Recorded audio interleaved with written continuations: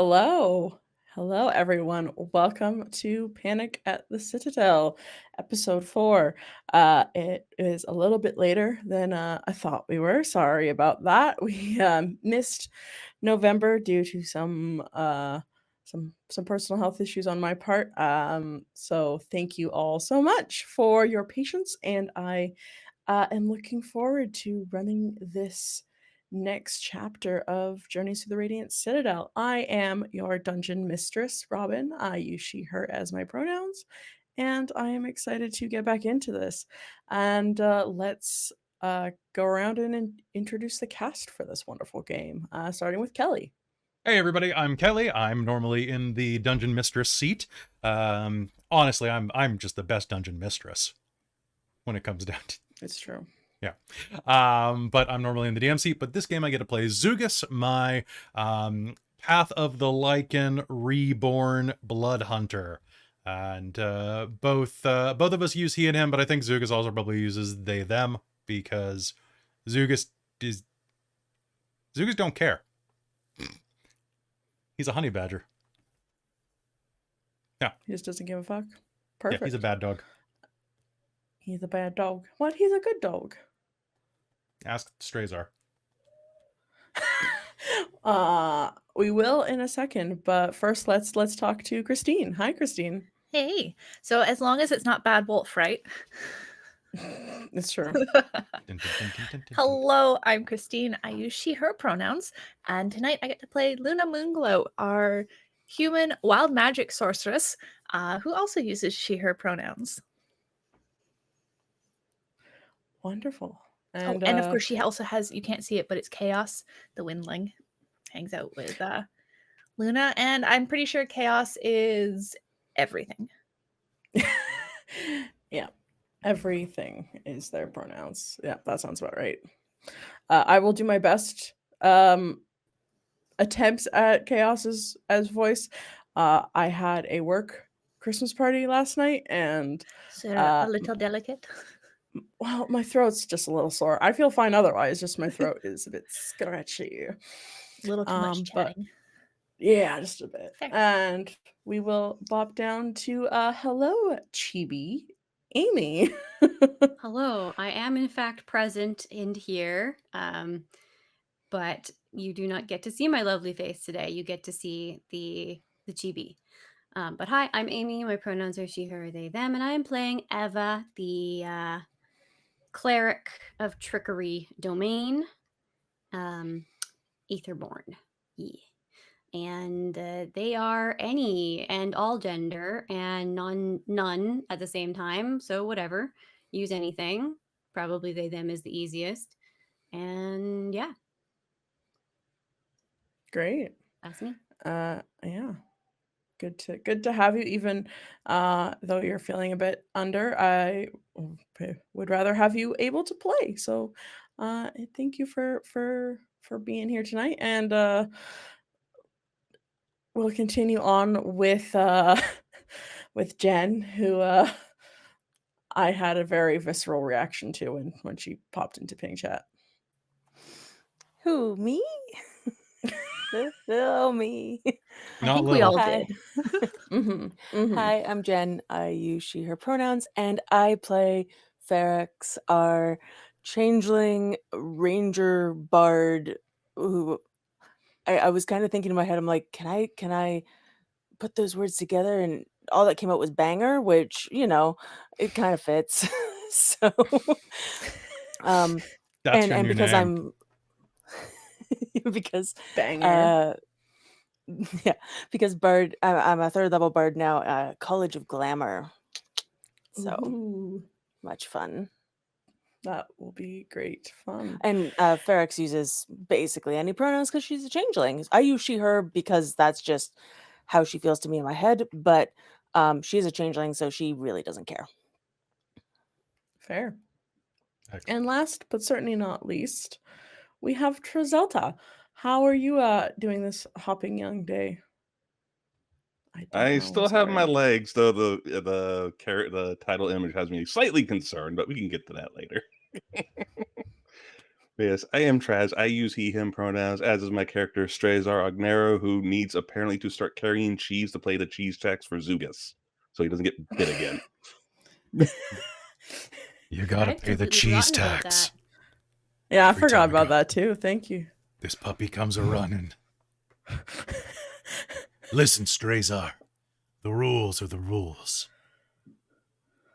And the facts are the The facts. facts are the facts. Yep. And when the cheese comes out, you gotta pay the tax. Beautiful. So dumb. So Beautiful. dumb.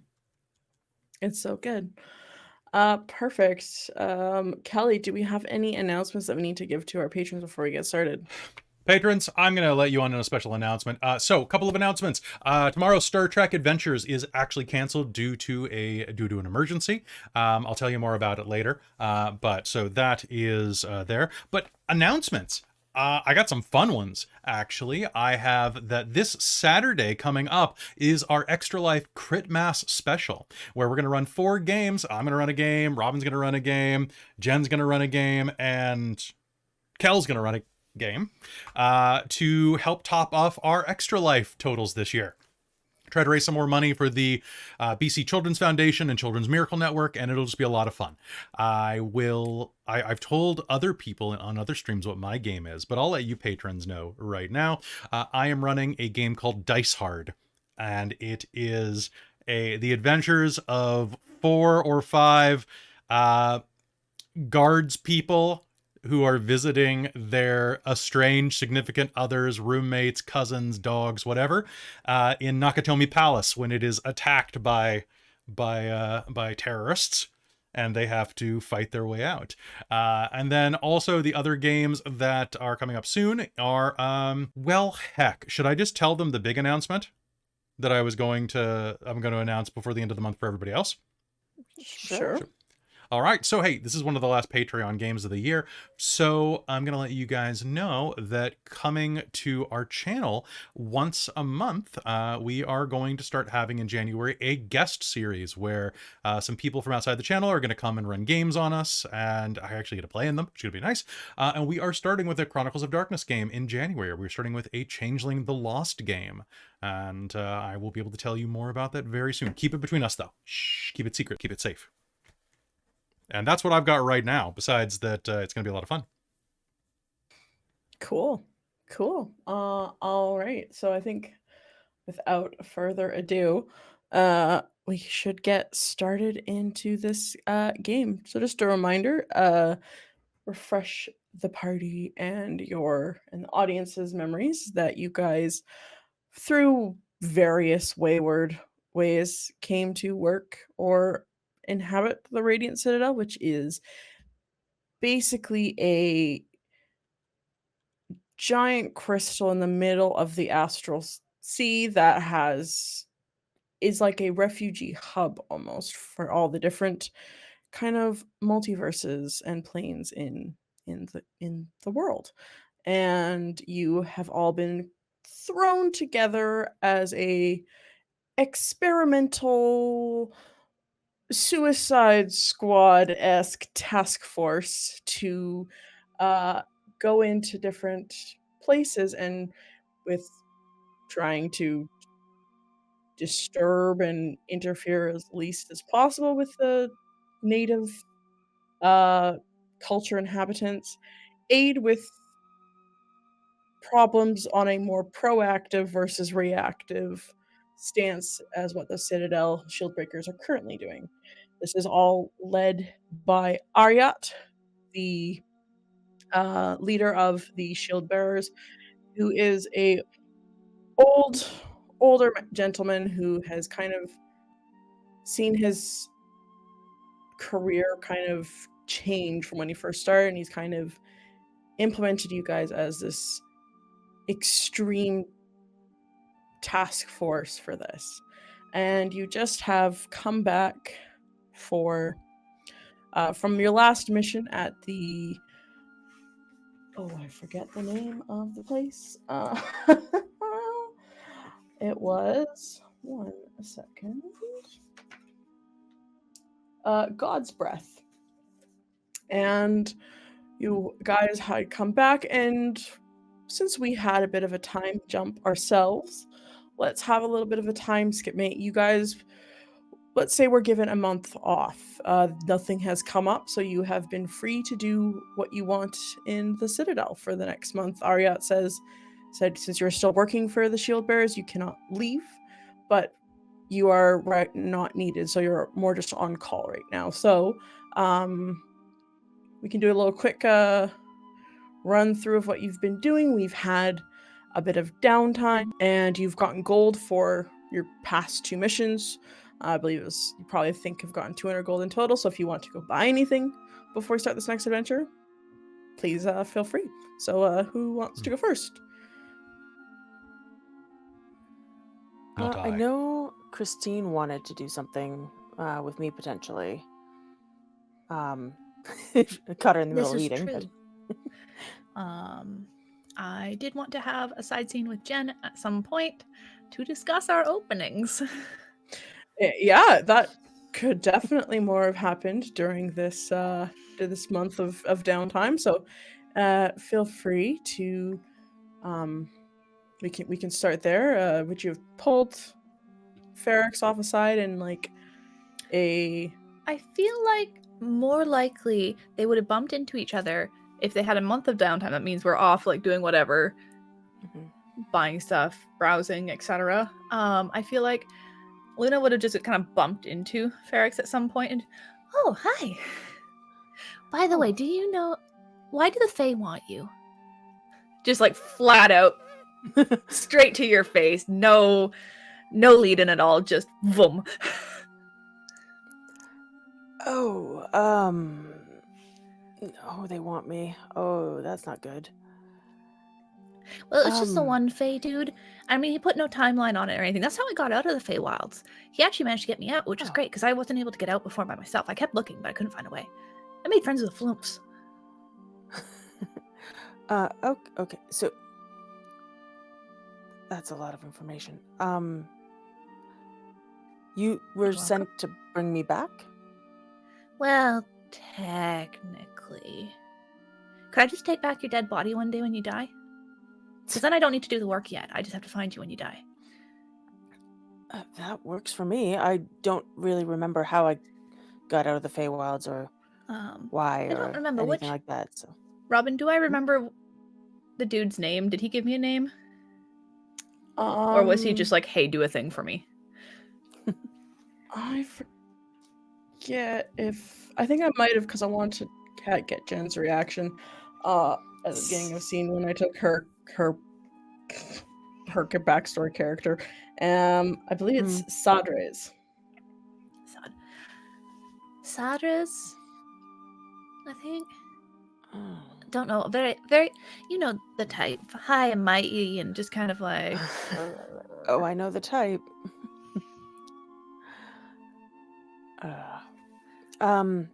But he didn't give me a timeline. That's good. I was very That's good, careful. 'cause I learned a lot in the Feywild. Good. I'd rather work with you than against you at this. Well, Anyway, that's lovely. so I sure, would love to you work can, with you too. if I die, you can take my dead body. How about that? Okay, Okay. great. So no problems then, right? Because you kind of seemed a little nervous when I mentioned that I was from the Feywild that first day. I was, but no I don't know how I problems. got there. Like, I am human. I just went for a walk one day, and all of a sudden, whoop, Feywild. And well, it happens to a lot of humans. It's not the easiest to get out, so I kind of jumped at the chance. Which of course got me on this group, which is so lovely because I've made friends. Indeed. Want to grab a drink? Yes, please. All right. We'll just go off. Are we paying for these drinks, or are we flirting for them? God, no. Oh, wonderful. And I haven't paid for a drink in years. And as you walk into the tavern,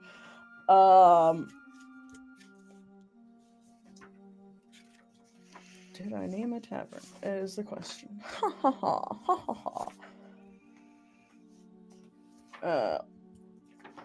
Doesn't matter. Let's You give need me a tavern town. name?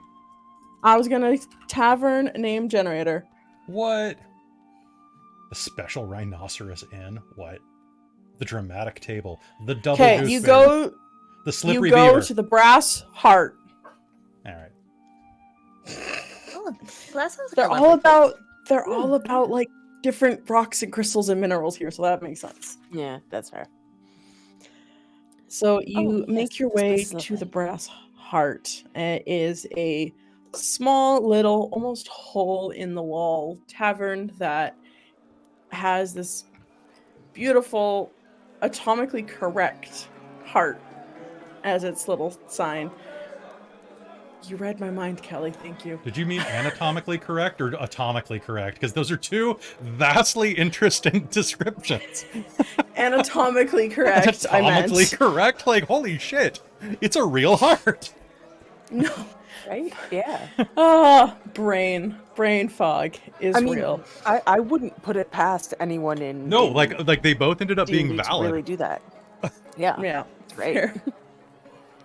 The necromancer bar now, apparently. Yeah, apparently. Yeah, necromancer bar. Lift them, you can raise them.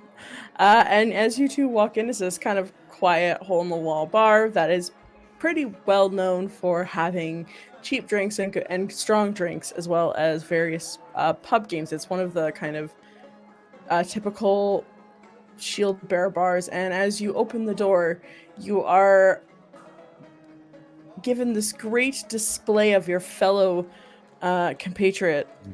Dziugas is currently in a what kind of competition do you think Dziugas would be in right now? Is there a cage in this? Sure.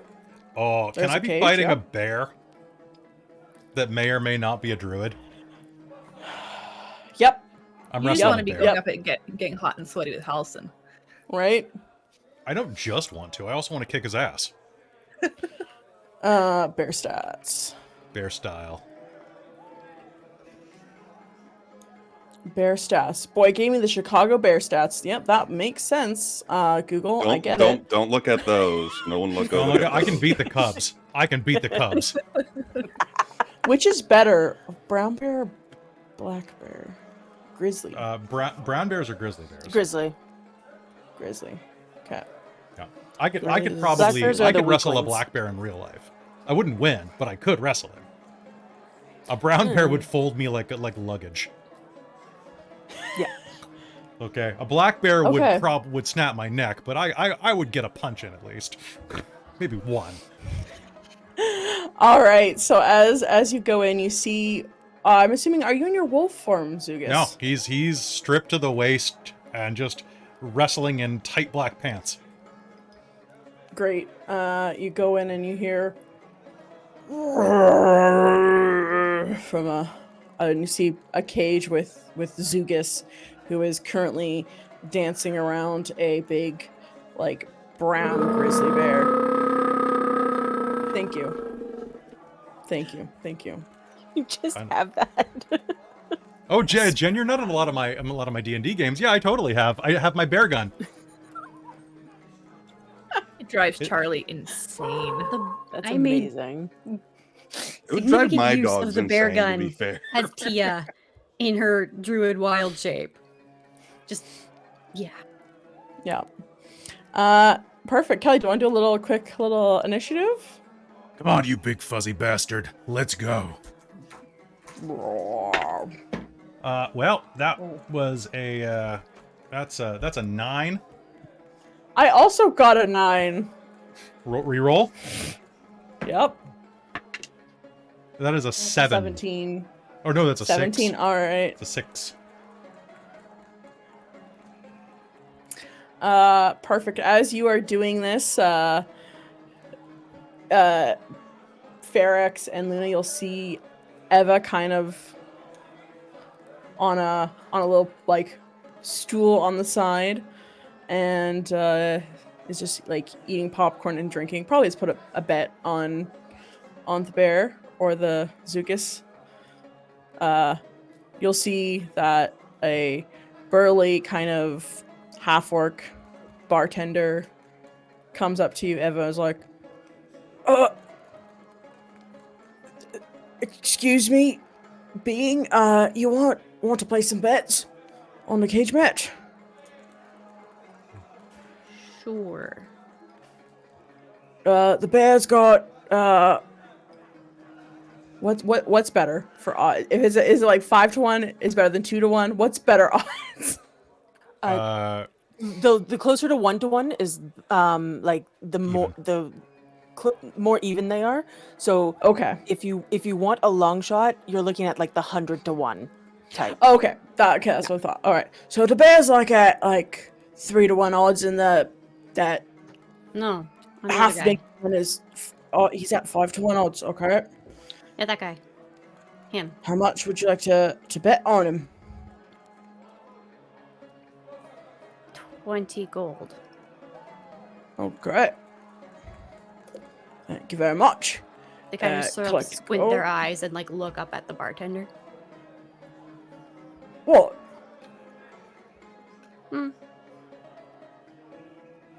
Nothing. All right.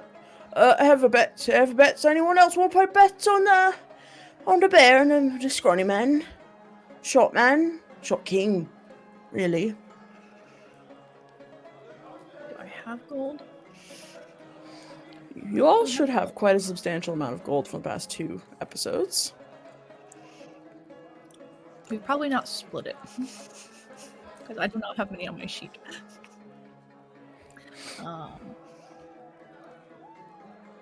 10 gold on the scrawny man.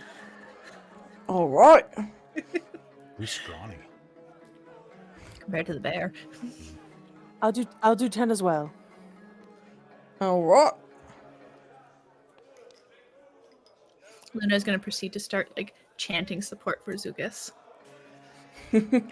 All right. And as we as you guys are betting, the bear and Dziugas square up, and the bear got a 17. So he is, or you don't know the gender of the bear. I'll roll for gender.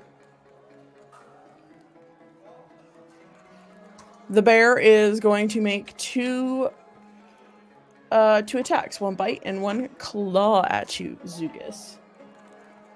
Right, bring it. I'm just about to hurt them more to reroll one of those. Nice. And that's a natural 20 that I rerolled. Perfect. Bring it. So got a dirty 20 and then a 26 to hit you. Those are both hits. Perfect. Okay, so D8 comes in with this huge bite on your shoulder, and that's gonna be 12 points of slashing damage for the bite. Kind of stalks up to you, makes a lunge, grabs at your shoulder, and tries with its head to throw you on the ground, pinning you down with its claws. It gets 46 because of the crit.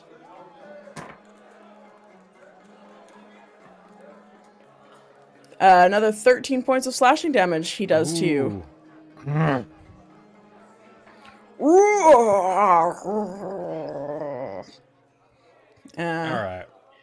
right. And it's If we're not- your if turn we're now, not- Dziugas.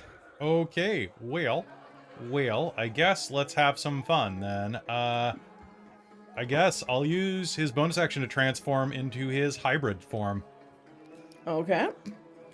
And As bones start cracking and your skin starts expanding and hair grows out, the bear is just going to give you a look. And in this form, because I can actually talk during it, you're going to hear, "Big mistake." And I'm going to use Athlete for 5 feet of movement. I'm going to stand up, and I'm going to throw. I'm going to try to athletics grapple the bear and throw it like basically against the side of the cage. Okay, so that would be a contested strength roll, I'm guessing? Contested strength athletics, which I have advantage on in this form. Oh, very nice. Which doesn't help if I roll 2 7s. That's great. That's a total of... Can I, in my cheering, give Bardic Inspiration? Yeah. Can I, in her Cool. cheering, take it? You don't have to use it now, but you will. I'm have using it. it now It's a because that's an D6. 11. Is it a D6? Yeah. Yeah. God damn it. That's a 12. So you is it so when it's meet or beat, the defender wins, right? No, it's usually the offender wins in D&D because it's meet or beat for AC. Oh, that's fair. Okay, so then you will. But I guess it's a contested roll. Like, adjust. yeah, okay. Let me. I can. We can just flip a coin. Yeah. If you want, but, or You can flip a coin too. I don't have a coin. I'm sorry. I left it in I don't have one. the closet. It's fine. Roll a d6 for all even or odds. Yeah, that's fair. I rolled a 1 again. I don't know what that means. Well, you were supposed to call even or odds, and then I was gonna roll it. I'm just gonna win. I've decided. That's fine. You can win. You will be able to pick, and you won't throw him all the way across the cage. You will kind of like toss him, throws him off balance a little bit.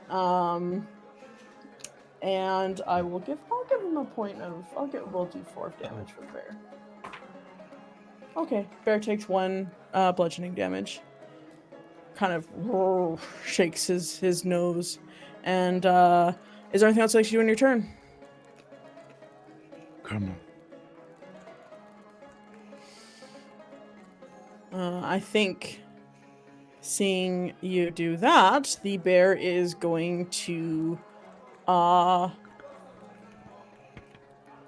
also try and actually knock you down as his action and make a grapple check to kind of restrain you as well.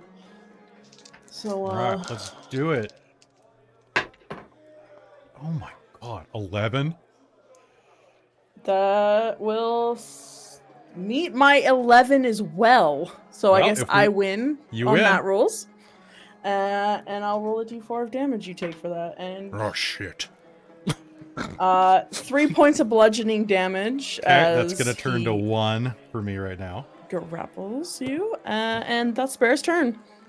Okay, cool. I'm gonna make 2 slashing attacks against the bear. Perfect. Do it. I'm grappled to my speed 0. Doesn't really matter. What are with you, dice? My god. That's still probably gonna be 2 hits. That's gonna be a 14, 15. 15? A 14. And My AC is 11, so... Okay, that's 2 hits. Yeah. So that's gonna be... Which is a d6 of bludgeoning or slashing damage. Sorry, it's been a couple months, so I'm trying to remind myself. Yeah, no worries. Oh, there are some numbers now. That's good. That's going to be 10 and 7. 17, okay. Wonderful.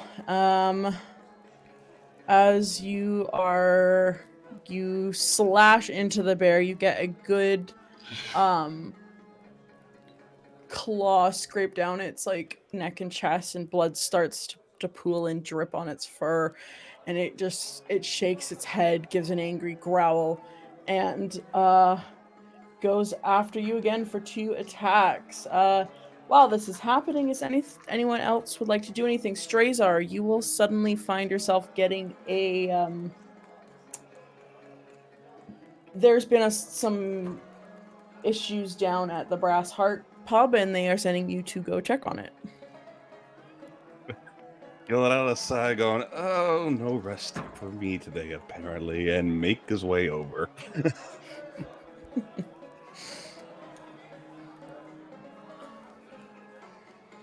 All right.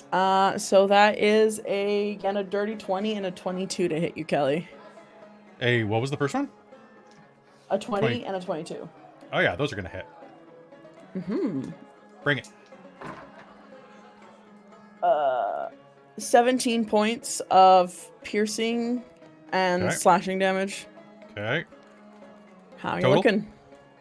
That's total. He's still up. All right, it's your turn. Okay. How's the bear looking? The bear's looking very bloodied, I would say. This was supposed to be a wrestling match. You're the one that's cheating. Fine.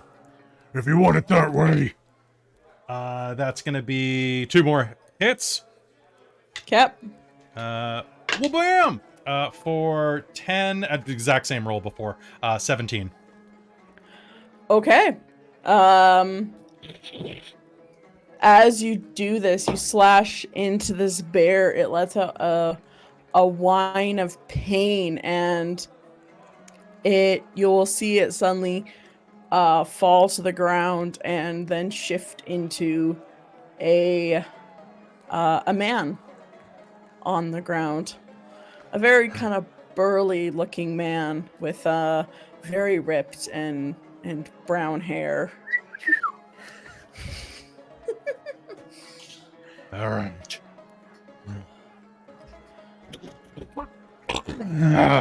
Switch back down to normal, just bones sliding back in, fur retreating.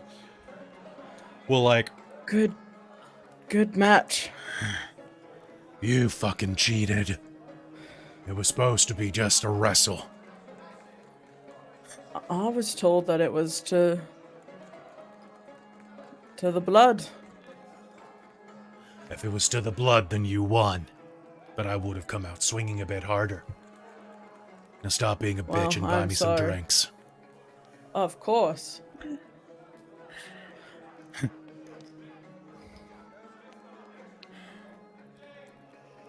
You got a little on you. Oh, wipe it off of him. thank you. You as well. Oh, does that mean Dziugas lost? I don't know. I don't know what the terms were. Just trying to convince the barkeep you won. Let's go get our winnings. Right? Go over to the guy. Just be like, it looks like the guy we bet on won.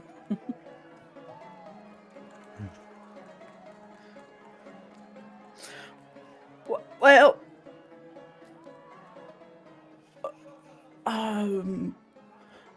he's definitely acting like he won, I guess. Does one of you want to make me a persuasion roll? Yes, Oh, yeah. please. I think both of us in conjunction are making this. Yeah, we're both just...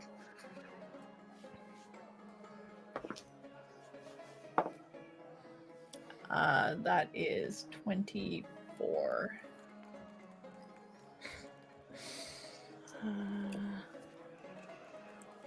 Math. Math. That's 24 for me too. By our powers combined. Yeah, he's gonna look at you guys and go, oh, yeah, well, I guess, yeah, that sounds probably pretty good.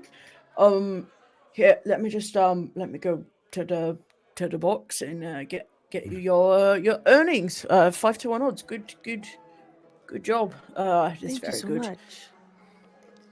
And we'll continue, or then pass out your winnings. So, 50 gold to Luna Fairx, and then 100 gold to Eva. Nice. Oh, wait. Did he win? He did. Nice. Dziugas will flop down at the bar. Whiskey, bottle, now.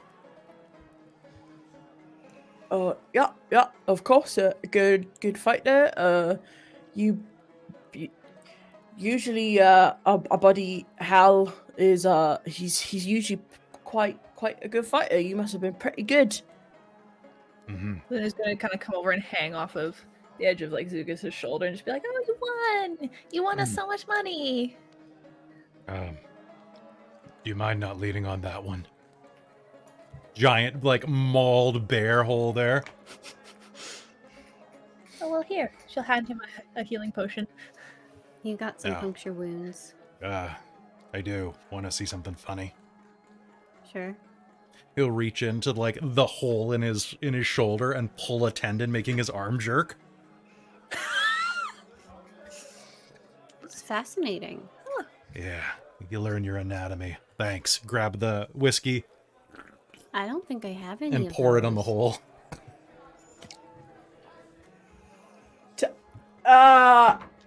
Take 3 fire damage, Kelly, from alcohol on an Nah, open I'm using a short wound. rest.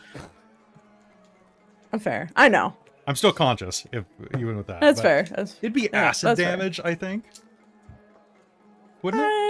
It's fire damage. Either way. I guess, yeah. I Radiant guess acid damage. will work. Radiant damage. There we go. It's holy water. It's Irish holy water.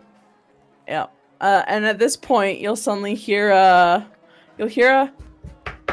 knocking on the door from our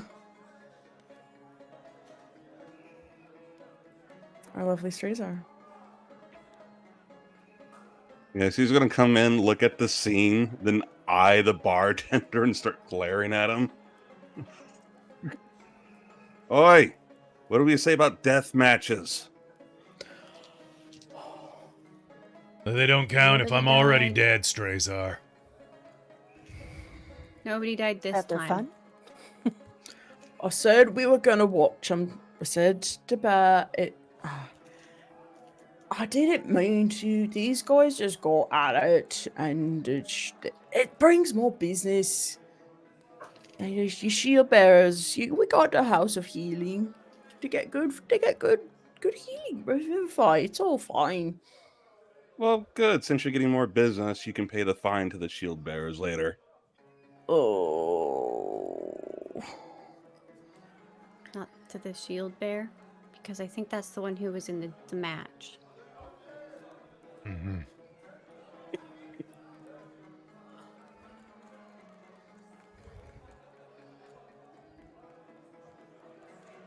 Mistress is gonna go up to Dziugas and, well, how are you feeling? Hands him some cheese.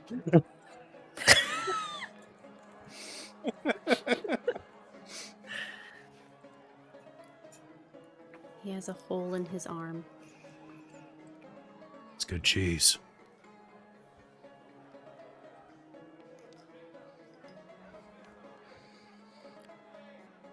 And as you all are sitting there, pondering in your cheese, your winnings will be brought out, and thank you, Jen, for confirming the treasure that you guys all have. You are going to see a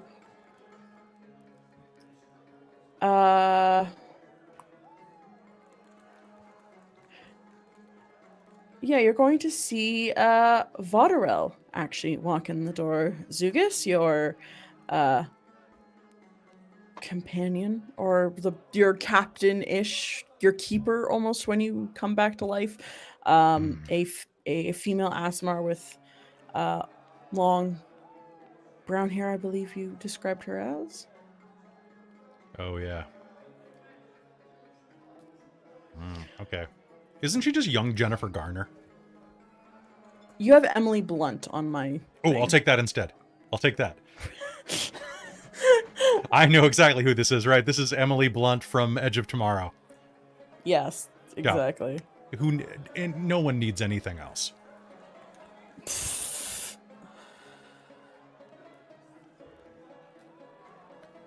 Uh-oh. Here comes the boss. Which one?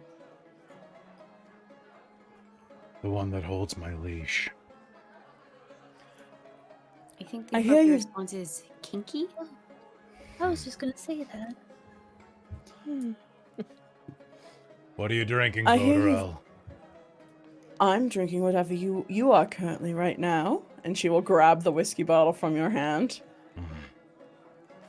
Just got word you're on the clock, so no more drinks. Sorry, but thank you. Hope you didn't spend too much on this. It was on the house. Oh yeah, he hasn't paid for it. Speaking of pay, I had 40 gold down on myself. Pay up, barman. Oh yes, sir, Mr. Wolf. None of that, sir. I work for a living. Yes, Wolf. Oh, Here you go. And he'll hand you 200 gold. damn straight.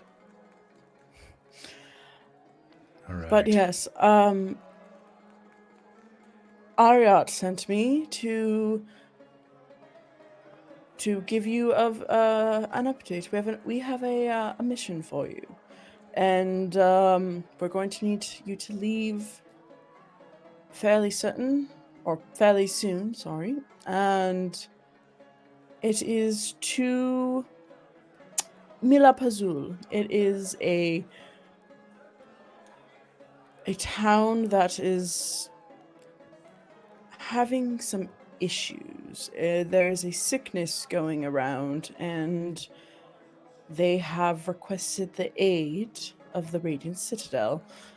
And the normal shield bearers have not been instructed and thought of a need that it is of use yet. So we decided to send you in. That is just there's a bit of a slight issue with a bandit running the town, or some sort of resistance to the owner of a nearby town, and there is this sickness sweeping through, and we just need you all to go down there and get a look and interfere if necessary and report back. Understand? Sounds doable. Aye. Eva is nodding Captain. decisively.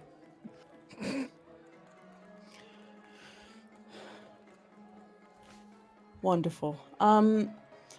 As well, there is a very special ceremony, festivals coming up for the town, and it would be best if you could let them have a happy celebration. If you get this sorted, that would be wonderful.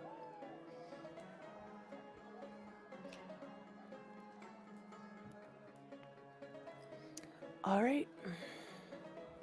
Such is our life. Prepare and go meet at the hall of the convalescence, and there'll be the portal to take you to Milapazul. Milapazul. Gotcha. Dziugas, can you roll me a int check with disadvantage, please? Oh boy, can I. God, 7 and 8. Plus my int. That's right, I'm smart. Hold on. That's a 10. That name is familiar to you. You don't know, you can't quite picture why, but you suddenly get this, like, you hear you hear your name being said to you in a very soft Latin voice. Like, wouldn't be Latin for Dziugas, but for us people, it would be that kind of Dziugas. Kind of, you hear that name in your head.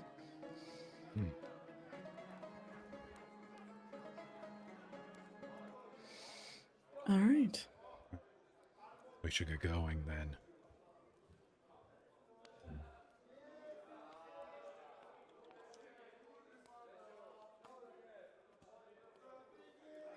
Does this mean you're coming with us, Strazar? Of course, since it's all of us, it sounds like. How are your wounds healing?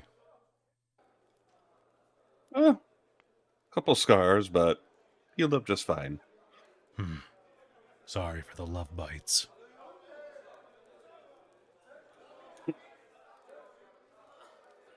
It's okay, I have items to hopefully keep that from happening again. Like what, a stick to throw?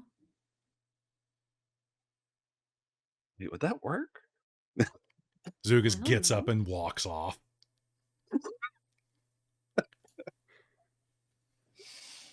Guess we're going now then. I was going to stand up and follow him. I don't think Luna has noticed yet because she got bored with what the captain was saying and went off to start flirting with somebody. Fairx will go and get Luna and be like, "We have a job." I know I'm giving it my all right now. Oh, you mean a real job? Yeah, real job. Should I just say this is my real job? I mean, this is more fun. It's true. I think she's flirting with Bearman. Nice. Wonderful. Hal the Bearman, a druid. No relation to any other famous bear druids, starting with Hal. I mean, bear druid is pretty. Yeah, right.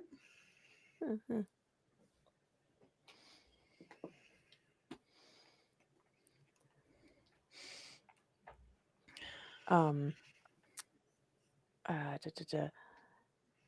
Yeah, I think Fairx is going to not compete with Luna, but kind of lean in and support her in the flirting for a few minutes, until there's a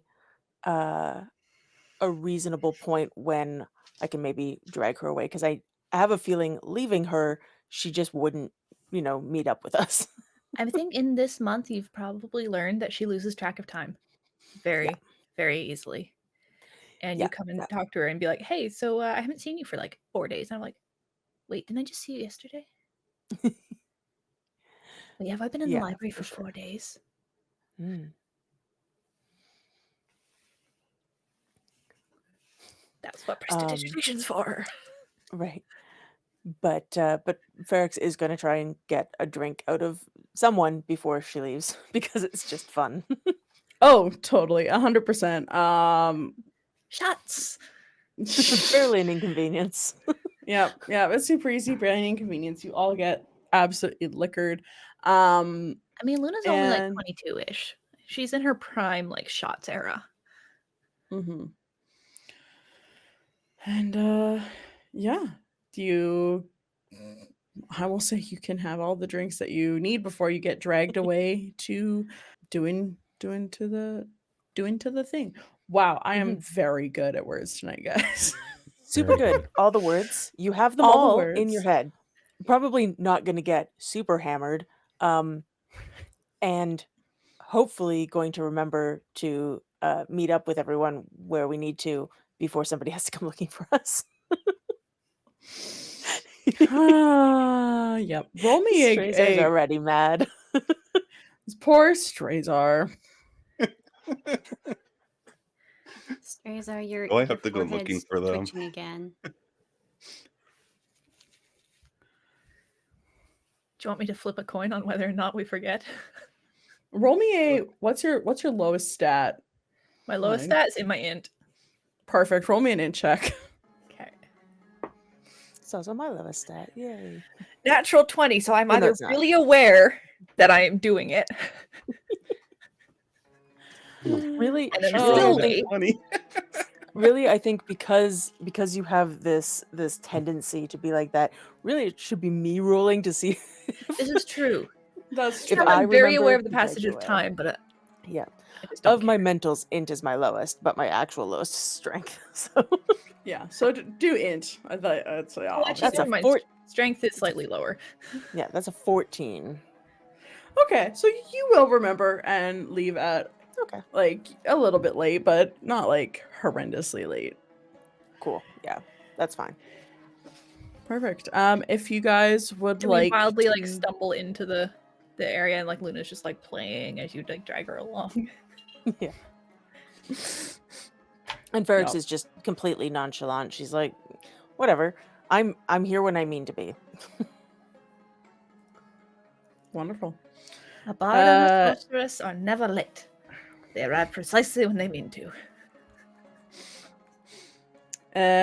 Taking a quick stop, if you do go to the House of Healing, Strazar and anyone else who's used spell slots or anything, or Strazar or Dziugas, I mean too, you can gain the benefits of a long rest quickly there in just some healing magic they'll do. So you can rest up in a matter of minutes and then head out. Good. Sounds good. Oh, I need to go find Chaos. And Luna will turn to leave. Oh, well, You'll suddenly see a little windling is already kind of actually standing on Strazar's head, was slowly braiding Strazar's hair into like crazy like ponytails almost that I didn't quite notice because I rolled against your passive perception there, Strazar, because I'm invisible. So I gave myself advantage. Roll high. I rolled high. You're supposed to be in the I farthest away spot, so I have to leave to go find you. Yes. Huh? Chaos has Wait. better time management than you do. Apparently. Wait, where's Chaos? I don't see Some them. flowers. They uninvisible themselves and then just kind of fly Lean down down in in front of front the of your trees. face. Yep. Chaos! How long have you been there? Oh.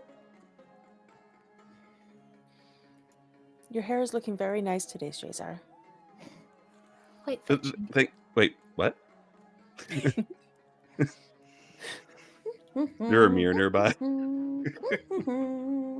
There's some water that, there's like a fountain, so can might I, get with his back turned, cast minor illusion to kind of like make the image of like flowers in his hair as well? Sure. Okay. Is that a spell or a cantrip? It's a cantrip. Okay. You'll see flowers and crazy hair in the pond, Strazar. Reminds me of home. Well, you're welcome then. Chaos! Chaos! Flies down and lands on your hand like a little Disney bird princess. It's great. She'll start like having a quiet whispered conversation with it in Sylvan about, all right, so now in these sort of cases, if you go behind them and make a sound, it distracts them from me, and I can get a spell in the back. So start like doing like game plan style stuff, like maybe even pulling out a slate and like drawing it like the plays like arrows and little figures. Yeah. Every so often, circles. Fairx will chime in Sylvan, and just like little tips that, like not. Whatever Luna is saying to Chaos, just like throwing little tips there, but it isn't Sylvan. Wonderful. All right. With kind of all you gathered there, are you ready to head into your next mission? Yep. No time like the present. Wonderful. And you step through the shimmering portal. As you step, clouds rush overhead and dust swirls across the road to the village of Milpazul, which sits atop a hill overlooking a vast semi-arid valley. The road ends at a wooden archway in a low, dry stone wall that surrounds most of the settlement. As you near, you see a man on horseback spurring his mount and vanishes into the village.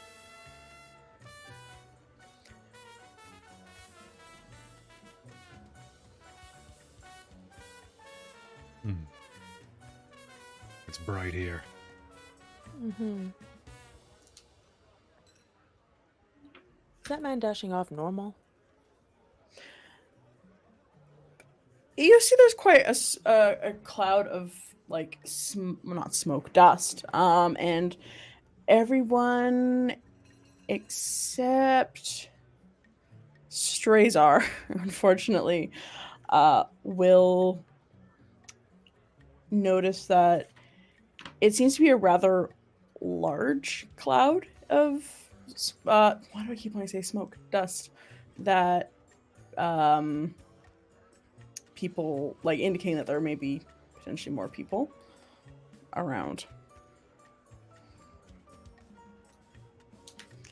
But yes, it's this open valley with this settlement on top of a hill and a road leading up to what you will assume is Mila Pazul.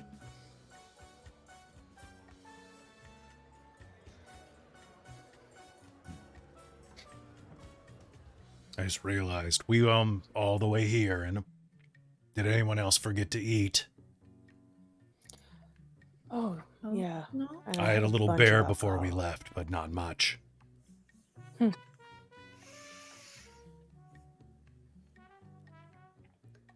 So We should get something to eat. find food. Yes. Yes. It'll help us acclimate, right? We're supposed to not be super horrendously obvious. Is that? Am I correct in that? I think A that's wood correct. elf. And 2 people as pale as Ava and I. Yeah, we don't stick I out mean- at all. We're allowed to be here. We're allowed to be here.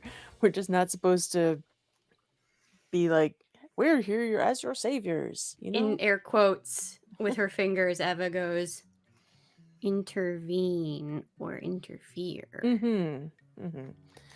But, a few tourists going to find something to eat, that's very common.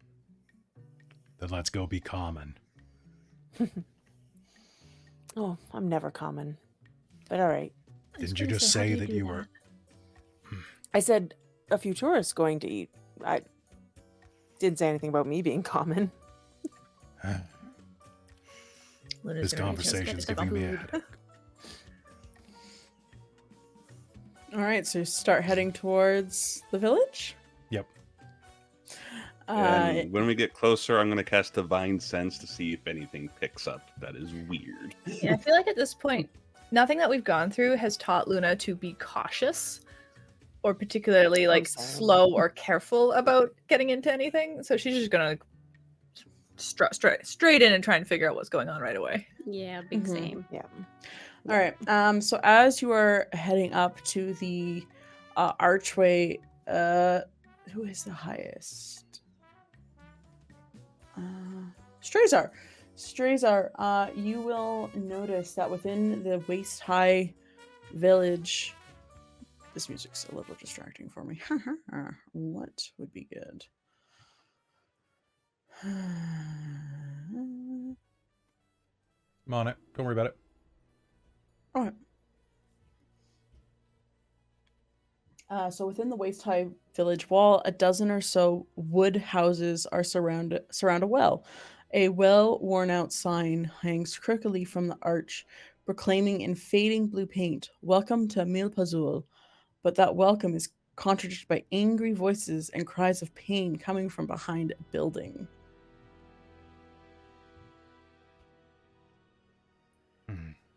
Well, heading towards that sound.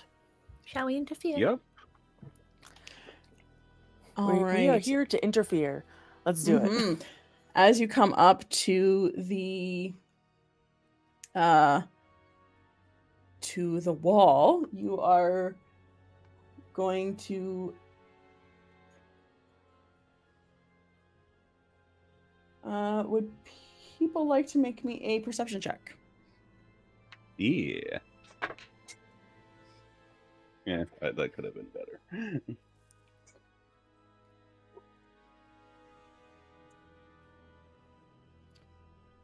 Is this based on hearing or smell? This will be hearing. I went up by 1. Perfect. Nice.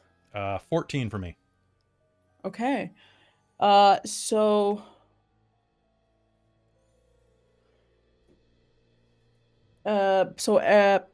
both Strazar and you said 14, Kelly? 14.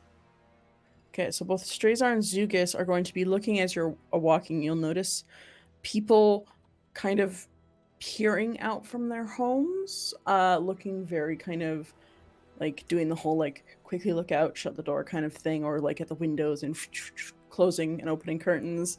And everyone else, so Luna, Fairx, and Eva will notice that you hear movement from behind the wall as you are approaching, and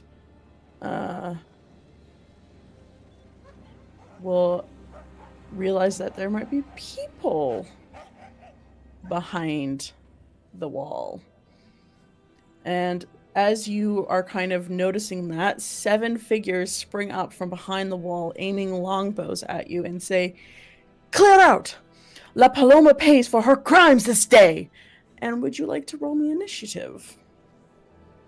Oi. I need new dice.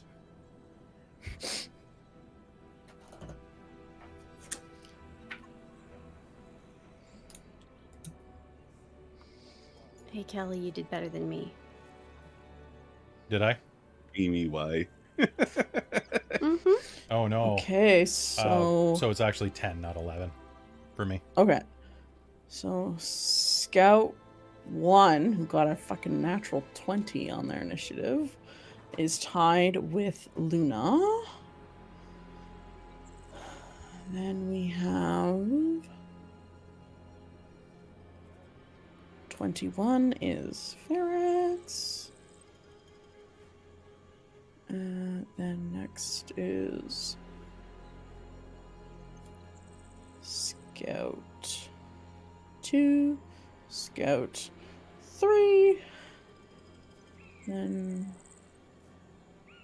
Scout 4, and then we have Strazar,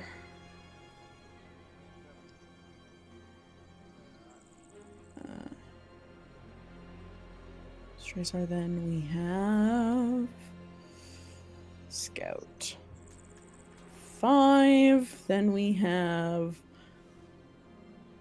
Dziugas, and then we have Eva, and then with the 2 nat 1s, we have Scout 6 and Scout 7. All right. With that done, we are going to start initiative. So these 7 figures with crossbows pop out and are gonna make an attack roll. Christine, would you like to go before the scout or after? Because we're both on the same turn. I would prefer to go before. Okay. How far away are they from me? Oh boy, you think that the module would tell you that, Can we say it's within 30 feet? Sure, I'll say that. Okay. And there's 7 of them? Yes. Okay. Well, the one who kind of looks like, I guess, the one who's gonna go fastest, and whoever looks next fastest, I would like to twin spell charm person and try and talk this out. Okay, what is my wisdom save, I'm assuming? 1 sec. Or charisma? It is wisdom save. Okay. What the hell is my DC for this?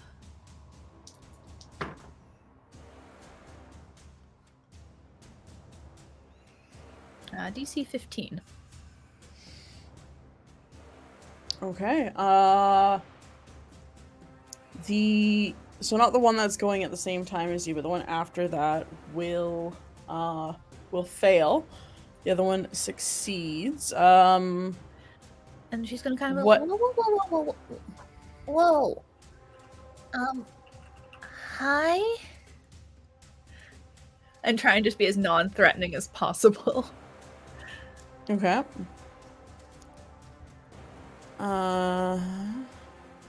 Shock and awe.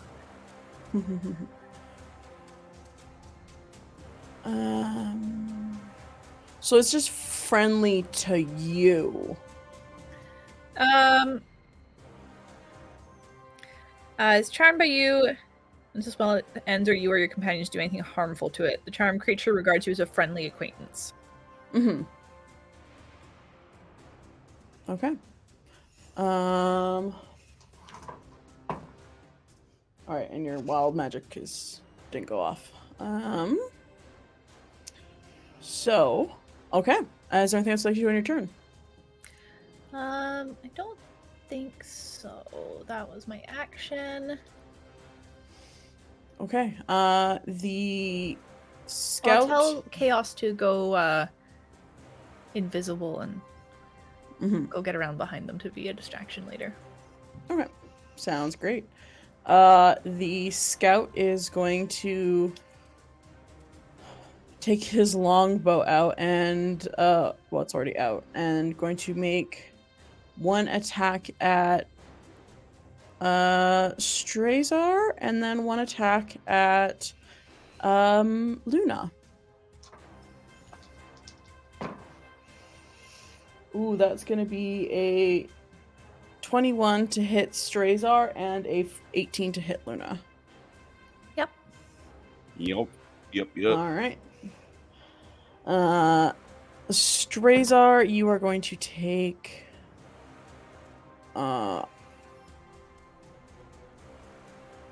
3 points of piercing damage, and Luna, you're going to take 4 points of piercing damage. I rolled a 1 and a 2 on my damage. Luna's gonna shriek. Perfect. And then he will whistle and say, basically just be like,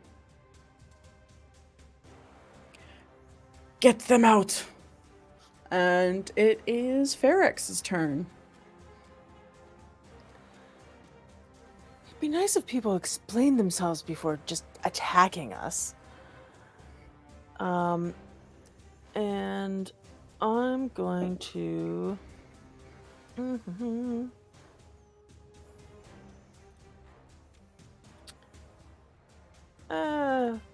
Fuck it, I'll do it now. I'm going to use, as a bonus action, Mantle of Inspiration. So I'm granting myself a wondrous appearance. Basically, just...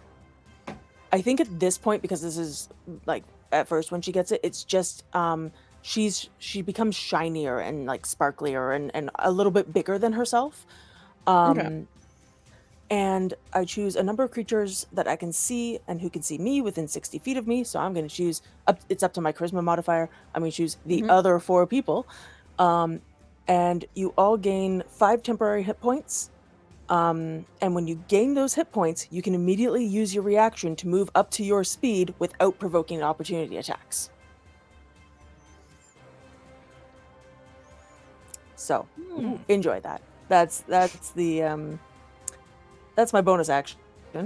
So Roll20 doesn't give a map for this fight because why would they? Cool. Why would they give you a fight? So this is kind of how I am picturing it.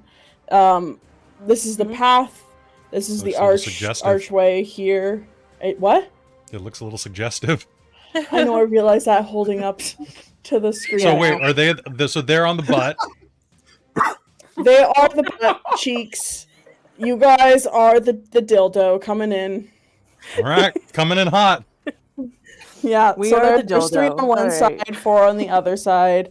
They are right now have half cover from the wall, so it's okay. Fairx is helping ease us in. Yes, she is. Fairx cast grease. Cool. I'm sorry. And then Chat. as my action, can I pull out my longbow, and I'm just gonna shoot at one of them because the one that shot already. Yeah. Cool. Do it. That is a 16. +2 for half cover. That hits. Oh, yay. Mm-hmm. Where is the die that I need? Why do I have so many dice? There we go. That's 5 damage. That's pretty good. Pretty good. Scout. I need to keep track of their hit points. God damn it. Why Roll20 did you not give me any help for this? This, like, sparkly, shiny, obviously kind of not human person is standing outside shooting a longbow at them. Yay. But everybody can move as soon as they got the temporary hit points, so everybody should be able to take a move action if they would like right now. How many is that? As a Cool, reaction. And how hard is it to climb up to where they're at right now? So you're about like 30 feet away. You will have to climb up it's like waist height wall, so I'll subtract an extra 5 feet of movement to like climb up and over. So you'd have to take like 35 feet to get to them. So Well, I have 35 movement, so I'll take my 30 feet and start going to the ones on the right where the majority are. Okay. And Ava, go. So Eva is going to duck down and take as much cover as possible. You are kind of... I mean, I guess if you have 30 feet, you could move up to behind the other side of the wall and take cover that way. Otherwise, it's kind of like an open path on the way to the plan. Is the to top of the hill.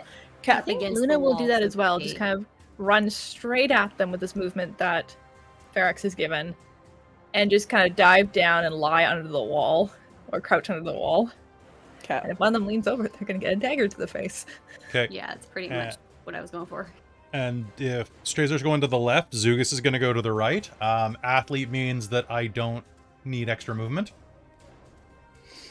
I think Strazar was going to the right where the more then I'm people going to are. the left. I'm Okay. being off. Okay. Sounds good. All right. And that's your turn, Fairx. Yes, it is. I kind of forgot that movement was at the end of my turn and was just like zoning out. But yes, Yeah, that's fair. That's fair. End of my turn. Okay, it is Scout 2, Scout 3, and Scout 4 turn. So Scout 2 is best friends with Fairx, or Luna, so she won't shoot at Luna, or they won't. So instead, 4, 5, 6, 7. Yeah, I'll do that way. So Scout 2 is going to instead sheath their longbow and take out a short sword and make a two short sword attacks at Strazar, because boy, he came up right on him. Only a little. Yeah. Ooh, that's probably not going to be great. I add +4, so a 14 and a 16 to hit. I'm assuming I didn't have my shield out because of this, so the first one misses, the second one will hit. Okay, perfect. So that is d6 + 2 comes in, kind of Hurley's like, ah! And will slash you for 5 points of slashing damage. Scout. Oh, there went that temporary HP. Yeah, all right. Scout Thank you, 3 will take a look out, and so all 3 ladies are kind of crouched behind the wall, right? You three are crouched behind the wall, and Strazar and I are running out into the middle of I this. think so. Okay. So I guess Scout 3 and Scout 4 are both gonna take 2 Strazar's kind of right there. They're both gonna take 4 longbow shots at Strazar because he's right there. Okay, so what's your AC, just to make it easier since I'm rolling 4 d20s? 16 since I don't have my shield out yet. Okay, so 2 hits. So only out of the 4 attacks, 2 hits from the Scouts 3 and 4 will hit you. So that's pretty good. 1d8. 2d8. Ooh, that's pretty good. 11 plus 4. So 15 points of piercing damage as they each take a shot at you. 2 of them. I love the chat's love for my map. To be sure to draw the trace of how we're splitting off from either side of the wedge. Don't worry, I am. Good. Like, We need to make it as far You as guys we are- can. you guys are the dots. and they're the X's, so you know. Oh my god. Nice. Background placement. Nice. If we get rid of those X's, then our attack line will look bigger. It's true. Where the girls are crouching at the base. Okay. Yeah. Yeah. All right. As you, as they both shoot into you, Strazar, it is your turn. Cool. So I'm gonna take out my sword and shield. Mm-hmm. But I'm also gonna cast Lay of Hands on myself as my action to recover 15 hit points. Oh, nice. Then I'm gonna cast. It's gonna start praying and cast Shield of Faith on himself as a bonus action, Okay. and increase my AC by another 2. That's great. And he's gonna point a sword, going, "All right, bring it on." Wonderful. If that is everything with your turn, we have Scout 5 with Dziugas on deck. Scout 5 is right beside you, Dziugas, and he's going to take out his short sword and goes... I don't know what he's going to go like. He's going to be... You will not let us stop our fight for Paloma. Oh, shit. I rolled a nat 20, and then a 3 plus 5. So the one's not going to hit. The nat 20 will, though. All right, bring it. I'm gonna bring it. That's gonna be 14 points of piercing damage. Ooh, that's a good hit. As he stabs you in your shoulder. Goes for the shoulder. The one you've... I just fixed that. Alright, Dziugas, it's your turn. My turn. And he's gonna just step into it and stab him twice with his short swords. Perfect. Bring it. Bring it. That is a 24 and a 16. Yep. Those both hit. Okay. That is going to be a grand total of 16 points of damage. Okay, how do you want to do this? Basically, just he's got a short sword in Dziugas' shoulder. Dziugas is just going to push in. The short sword is going to push a little deeper in, and he's just going to stab him through the guts and pull the blades apart. Beautiful. And just drop all of his guts onto the floor like rope uncoiling. Yeah, you hear this, you make this slashing noise, and then just this... as the intestines and innards just slough off of your swords. I've always wanted to use the word slough off. It's great. Slough off, it's Such great. a good word. All right, who's next? Eva's next. Good. So how Glad it's far not is Dziugas from Eva? Did 30 you feet. run to the left or to the right? I ran opposite of Strazar. No, I'm asking Eva. Eva went as close to the wall as they could, so mostly just straightforward, I think. Okay, so again, referencing the butt. Yeah, I'm having a little difficulty So seeing it. I know. I'm gonna turn. off my Amy's background hiding at the placement base of for a the cheeks. second. Are you hiding near Dziugas or Strazar? Probably near Dziugas. So yeah, there's. You guys were the circle here, Mhm. and then Strazar went off here. I put. Okay, so I went left I then, think- probably. So you went left. Okay, so yeah, you're like 5 feet within Strazar. Oh, that's perfect. Or, Dziugas? Beautiful. I'm gonna cast Healing Word. I think is the word the spell I'm looking for. Ooh, I like you. Yeah, on Dziugas. You can take 5 hit points back. Yay, I'm almost at full again thanks to that temp HP. This is great. Woohoo! And then, because that's a bonus action, I should be able to cast a cantrip still. You can. And I'm pretty sure at least one of the enemies is within 60 feet of me. All of them are within 60 feet of you, Cool. I'd say. Whichever one is closest, Okay. don't really care which one, needs to give me a wisdom saving throw, DC 13, as I cast Toll the Dead.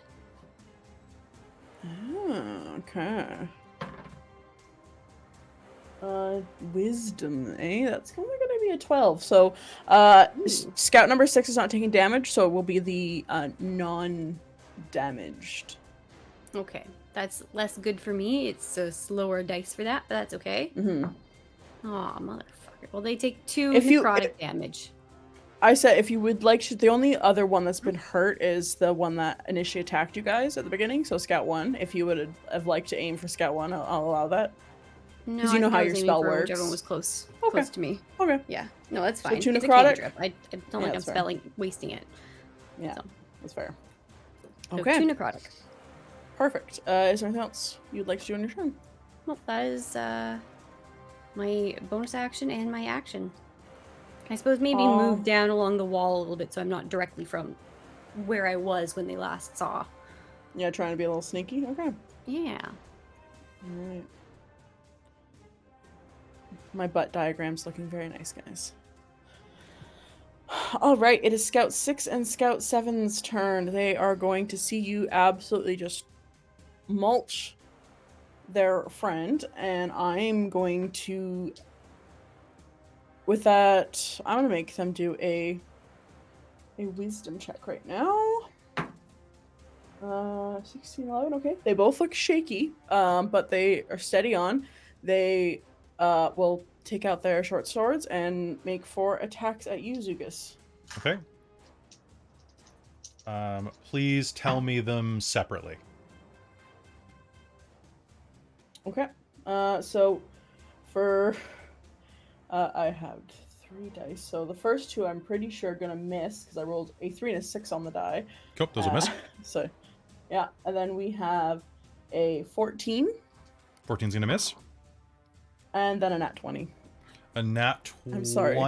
I am going to use Blood Curse of the Eyeless to make you re-roll that. So Blood Curse of the Eyeless. As a reaction, I can... Eyeless.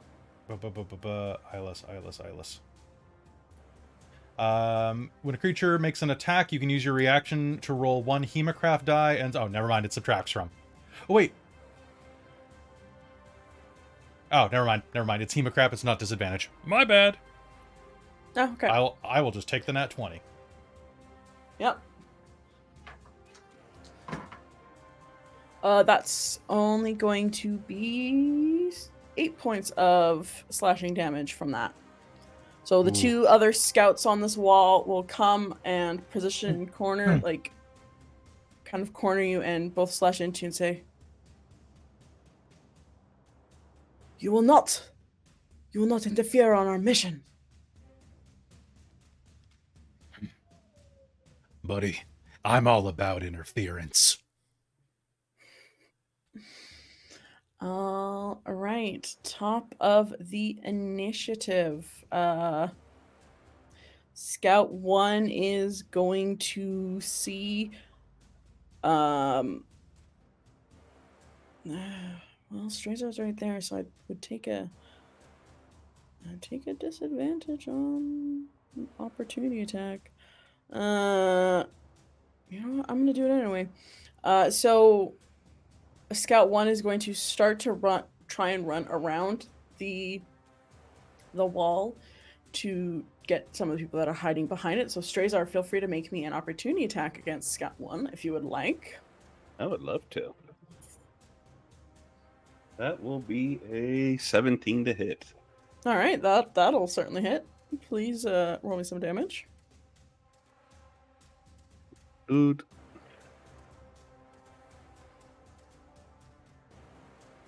And you know what? I'm going to add Smite to this just to send a message. Do it. Perfect. What dice is that?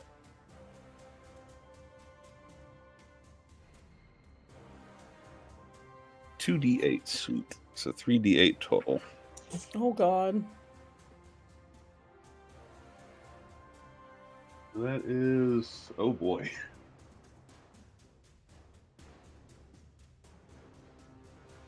That's 21 damage total.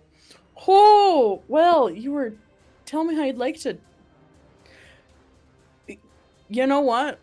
Because because this combat not supposed to take the whole game, I'm going to allow you to take 10 of that damage and move it onto the scout beside as well directly beside you because you overkilled him by 10. So cool. he's So dead. I think what happens is Strazar's eyes glow as a sword. He puts the sword on the ground, arcs it upwards, and launches an arc of energy as a smite.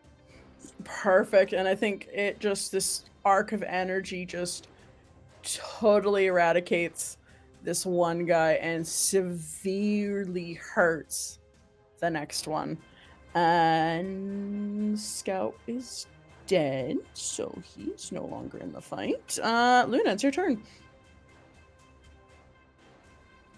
All right. Who's left? All right, so that's done. So the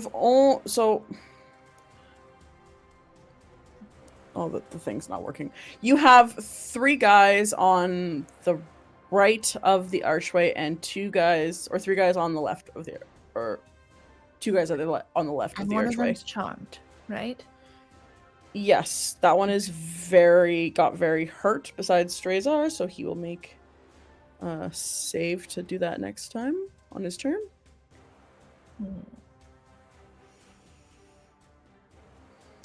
Well, no, if anybody did something harmful to it, it does end at that point. Okay, so that guy is suddenly... Okay, he is no longer friendly to me. Damn. He's no longer friendly to you. Alright. Well, I believe there's a few above me, and they don't seem inclined towards talking, so Chaos and I are going to institute attack plan 1! And she's going to push up from the wall, so she's a little distance away from them. Yep. It's going to probably pull on their hair a little, just to distract them, and it bounce away. Yep. And they're going to get an Eldritch Blast to the face. Perfect. Roll me that with advantage because of Chaos helping you. Oh, fantastic. Even better. Let me get more dice out, actually. I realize I do not have enough.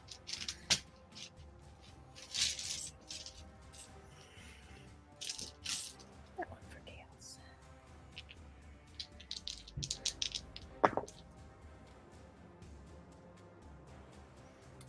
That is...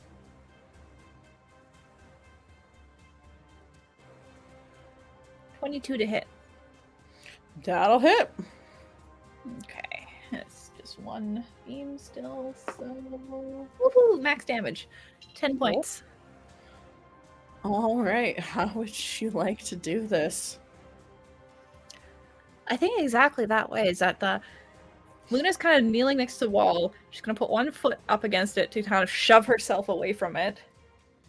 As Chaos kind of goes, hi, on his shoulder. And Eldritch Blast.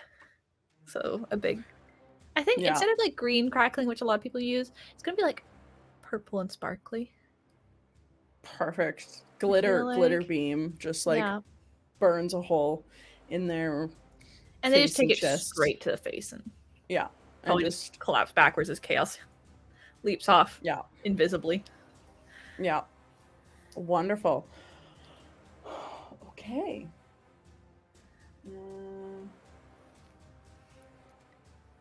And I think isn't it with the familiar, if I spend a bonus action telling it what to do, it can then do stuff. Right? Well, it technically has its own turn on initiative, and familiars can either deliver a spell or give you the help action. So that's what I was thinking when I said with advantage, is that you were having Chaos give you the help action. Technically, it's supposed to roll its own initiative, and I neglected to do that. Can we just say it acts on my initiative? Yeah, it's just a lot easier than having another one at another time. Yeah. Okay. Excellent. That is basically what I'm going to keep doing. Sounds good. Help action. Next we have Fairx. Cool. Yeah, I'm gonna see Luna do that. And I'm going to drop my my longbow and just kind of look at Luna and say, "Just take care of that for me." Draw my short sword. Misty step up to behind one of the guys on the wall, if I can. Mhm. Yep. And kind of just for flavor, lean in real close, say, "I'm done asking nicely," and stab him in the back. Wonderful. Give me an attack there. That is a 13. That'll just hit. Ooh, yay.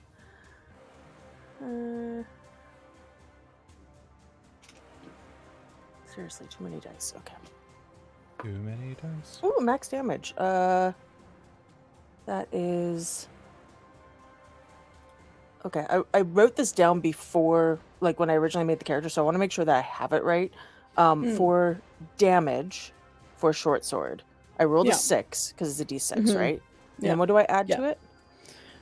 Your dex. My dex. Okay, so I am correct. So that's 10 damage. Okay. Yeah, that is gonna severely hurt Scout number 3. All right, is there anything else you would like to do with your turn? Nope, that's bonus action and action. Okay. On Scout 3 and 4's turn, they are going to see that 3 people, and almost them are hurt themselves. They are going to take the disengage action and then run away to kind of just out of vision, and you will hear a bunch of neighing sounds like horses. And so that's those 2 turns. They have fled so far. Strazar, it's your turn. The 2 guys on your side are gone. It's just the 2 that are like with Dziugas. The other 2 took off. Darn, so even the one I cripply injured left. Rude. Yep. Okay. Yeah. Well, Luna hit that one off. Got it. Okay. So then, how far are the ones from me from where Dziugas is at? Like 20, 25 feet. Well, I'll move over the ones fighting Dziugas, and I'm going to try. I'll attack it, but non-lethally because I want to keep one of them alive for questioning. Okay. All right. Give me an attack roll there. That is a dirty 20. That'll hit. And 9 damage total with the blunt of the blade. Okay. One of them is looking very hurt. All right. Is that your turn there? Yeah, I only get 1 attack, sadly. That's okay. Dziugas, you are up. Warned you. 2 attacks. One of them is only an 11. Or, I think 11? Let me double check. Boop. One of them is an 11, but the other is an 18. Okay. 1 misses, 1 hits. Which scout were you going for? Whichever one Strazar is not attacking. Okay. Scout 7. Okay. Give it. That is a massive 5 points of damage. Okay. All Poke. right. All right. Pokey poke. Poke, poke. Yeah, that is your turn. What, Yeah. Is there anything else you'd like to do? Just You're good? smile. Just smile. Just smile. I'm having fun. Chaos toothy grin. All right, Eva, it is your turn. Now, I think Eva is going to try and scurry along next to the wall, and then is going to toll the dead on one that is within 60 feet of them, and is looking like they've taken at least some damage, because that is better for the damage. The 2 have that you can see have taken damage. perfect. So, whichever one looks more beat up. Okay, the one that's fighting Strazar? Yeah, that's perfect. Can you give me a, I believe it was a Wisdom save? save? Yeah. I rolled a 14. Ah, that succeeds then, I think. Ah. So it doesn't do Sorry anything. about that. That's Oh, okay. I'm sorry. But then I'm going to cast Sanctuary as a bonus action on Dziugas. Wonderful. Because that's a handy spell. Yeah, it is. Just double check how that works. That is any creature who targets Dziugas now needs to first make a wisdom saving throw. On a failed save, they need to choose a new target or lose the attack or spell. Okay. Yeah. That Sounds ends great. Dziugas makes an attack. Yeah. All right. Is that your turn? Yeah, that's my turn. Okay. So on Scout 6 and 7's turn, they are going to also take the disengage action and flee around and get on horses.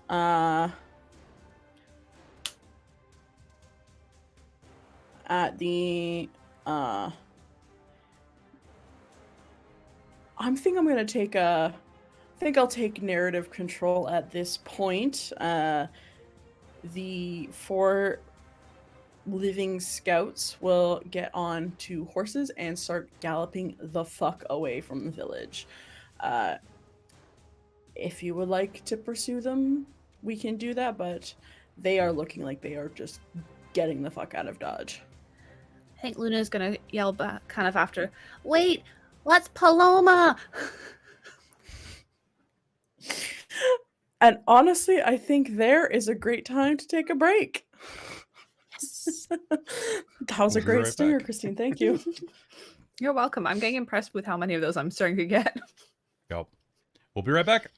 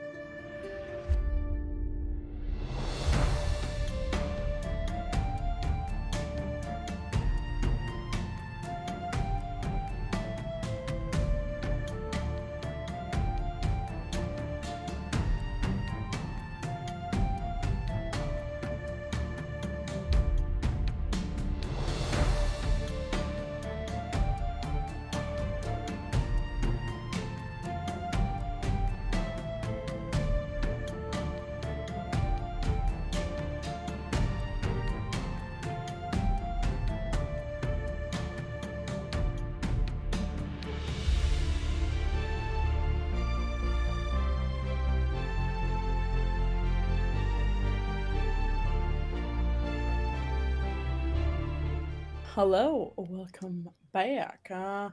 Let's have a quick little chitty chat with the chat.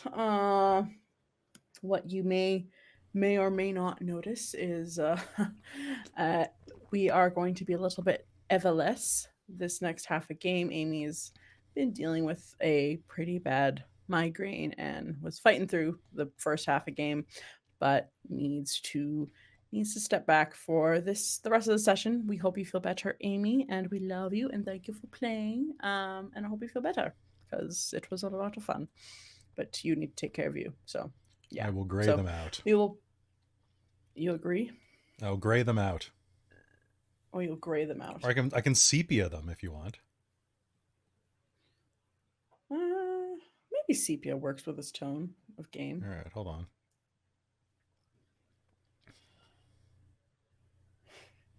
Yeah, I also forgot what happened at the end of last game. Traz and random. Yeah, so did Dziugas get his rabies shot at some point in one of his lives? Probably not. Probably not. Well, damn. Yeah, you're just gonna have to deal with it. Yeah. Get rabies shot. Need to give him his shots. There we go. Nice. taken a while for A Twitch to spectral or- Ava. I am not taking Dziugas to the vet. I value my life. But you just have to tell him that he's going for a car ride. It's fine. What's just a going for a car? car ride, buddy. What's a car? I want to see this car. We'll have a cookie at the vet. Wait, I said vet. Shit. No vet.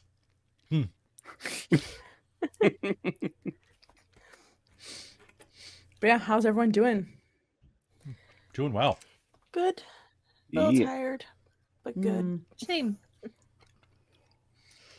Yeah, I was looking at the module, Tell us about the and I module. was telling the cast at the during the break that again, lovely Watsy just gives this actually chunky fight. I didn't think it was gonna take this long to do, and they give you like half a paragraph on it, and it turns out being the same with no map, so you have to make really lovely drawings. And because of that, I was thinking initially that we could probably do this game in 2 games, but after this, I'm thinking this is going to be a 3-parter. So Oh, I more think we'll get games. to Yeah. we'll get to a good part no. and Say it ain't call it. so. yeah. One thing I found with running games is you either get you in Dork Tales anyways, you generally get super blessed with awesome players who love to roleplay and spend time on role playing, and then everything takes longer, but there's such good role players that you You're just don't like- want to slow them down, or it's like yeah, you're just like, just keep going, Yeah. So well, I guess this is the Patreon stream, so like there's a couple episodes of Technocracy that were meant to be like 1 episode and it took 3, so yeah, that tracks. Yep, because y'all are just good role players, and I like just sitting back and watching you role play, and it's just like it felt bad being like, okay, guys, I really only thought the tavern was going to be like a little bit to like get the story back going, because it's like, oh damn. But I didn't want to We interrupt gotta make some money. right? Yeah, we Yeah, gotta make we some Made money. a lot of bet money on over that, things. didn't you all? Yeah. Yeah, poor Strazar. I need money so I can support my buying habits. Luna Boy, wants I some feel magic that. items, yo. This is fair. That's true. Oh, Well, magic items. I won't, spoil too far ahead, but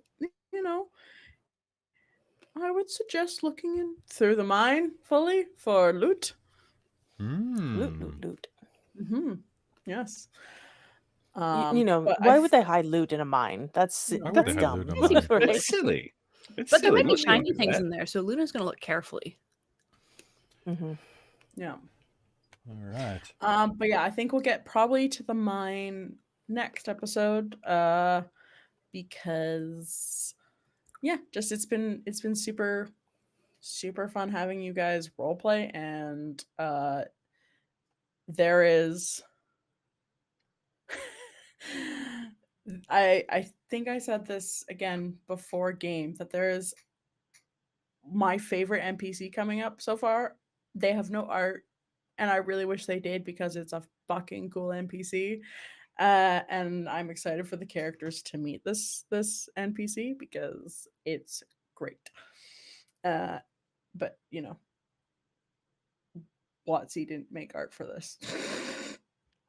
Womp, Fair. womp. Womp Yeah. womp. But yeah, so we'll do a little bit of a villagey stuff, talking to some locals, and we'll call it when it feels like a good time. I know several of us are, feeling a little tired, and myself, my voice is a little crackly. Definitely feeling it. It's getting its workout today.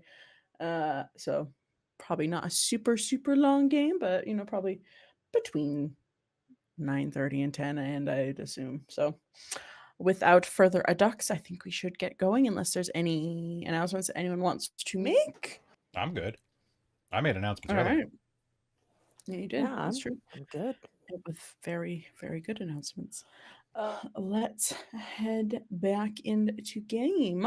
Right about meow.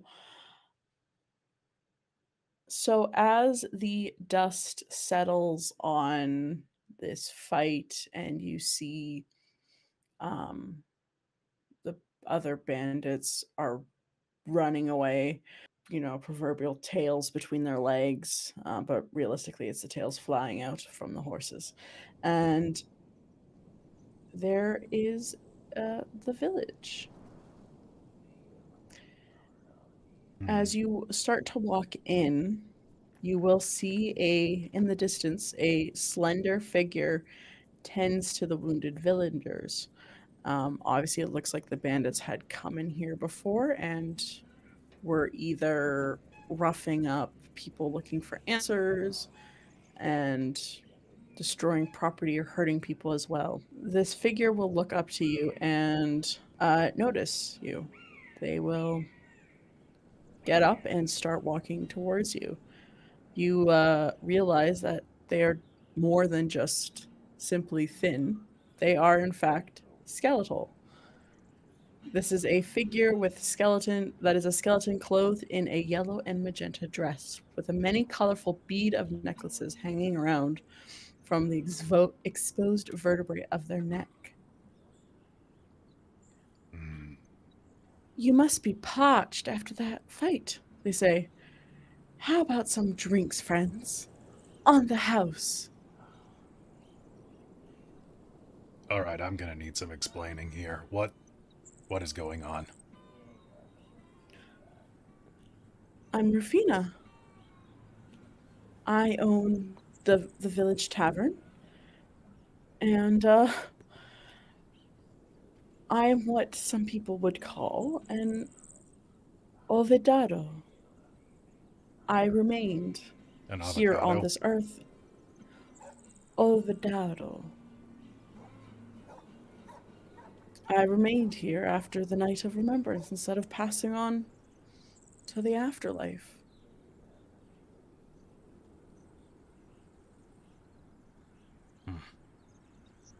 How long have you been here?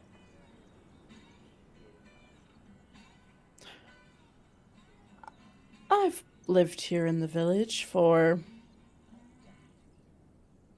well, it's been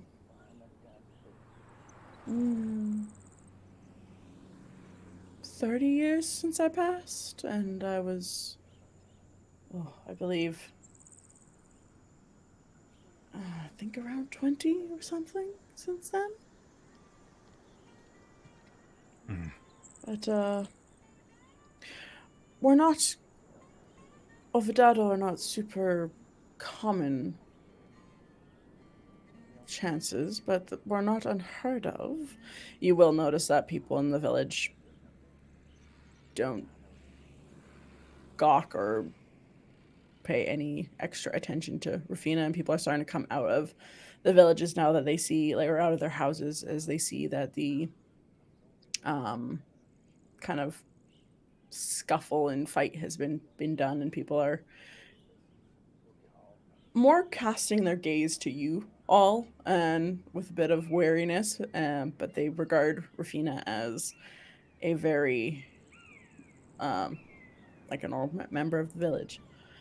She will kind of toss a skeletal arm backwards to her tavern and say, "You are more than welcome to take a bit of refuge for that.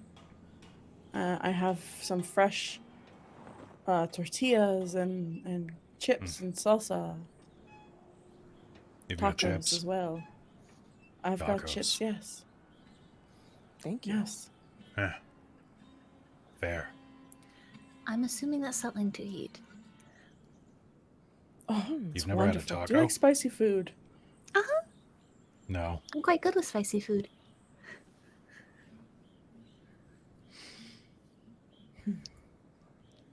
as you were leaving the area, Strazar, you will have noticed in clutched in one of the bandits' hands a wanted poster for a person called Paloma, with a 500 gold piece bounty on their head. Strazar absolutely pick that up and look at it. It is depicting a stern old woman on there, and it is offering 500 gold reward for her capture. Yeah. As you walk up to the tavern, you'll see the name Pulcheria, which has this beautiful kind of mural painted on the outside of this tavern. It's very floral and colorful, and on this wall you will see a series of murals depicting armed conflicts, as well as locals celebrating victory at the end. And as you enter the tavern, a candlelit altar behind the bar includes a painted portrait of an elderly woman, which is surrounded by yellow marigolds and offerings of drinks and cactus fruits. As well, you'll see two dwarves seated at one of the three tables in the pulcheria, and they will give you some odd glances. Well, welcome to my humble abode. You folks do not look like you're from around here. Would you like to try our specialty drink? It's called a pulque. It's made from cactus. Yes. Sure. Perfect. She will offer you a pulque, which is an alcoholic beverage made from it's fermented agave sap.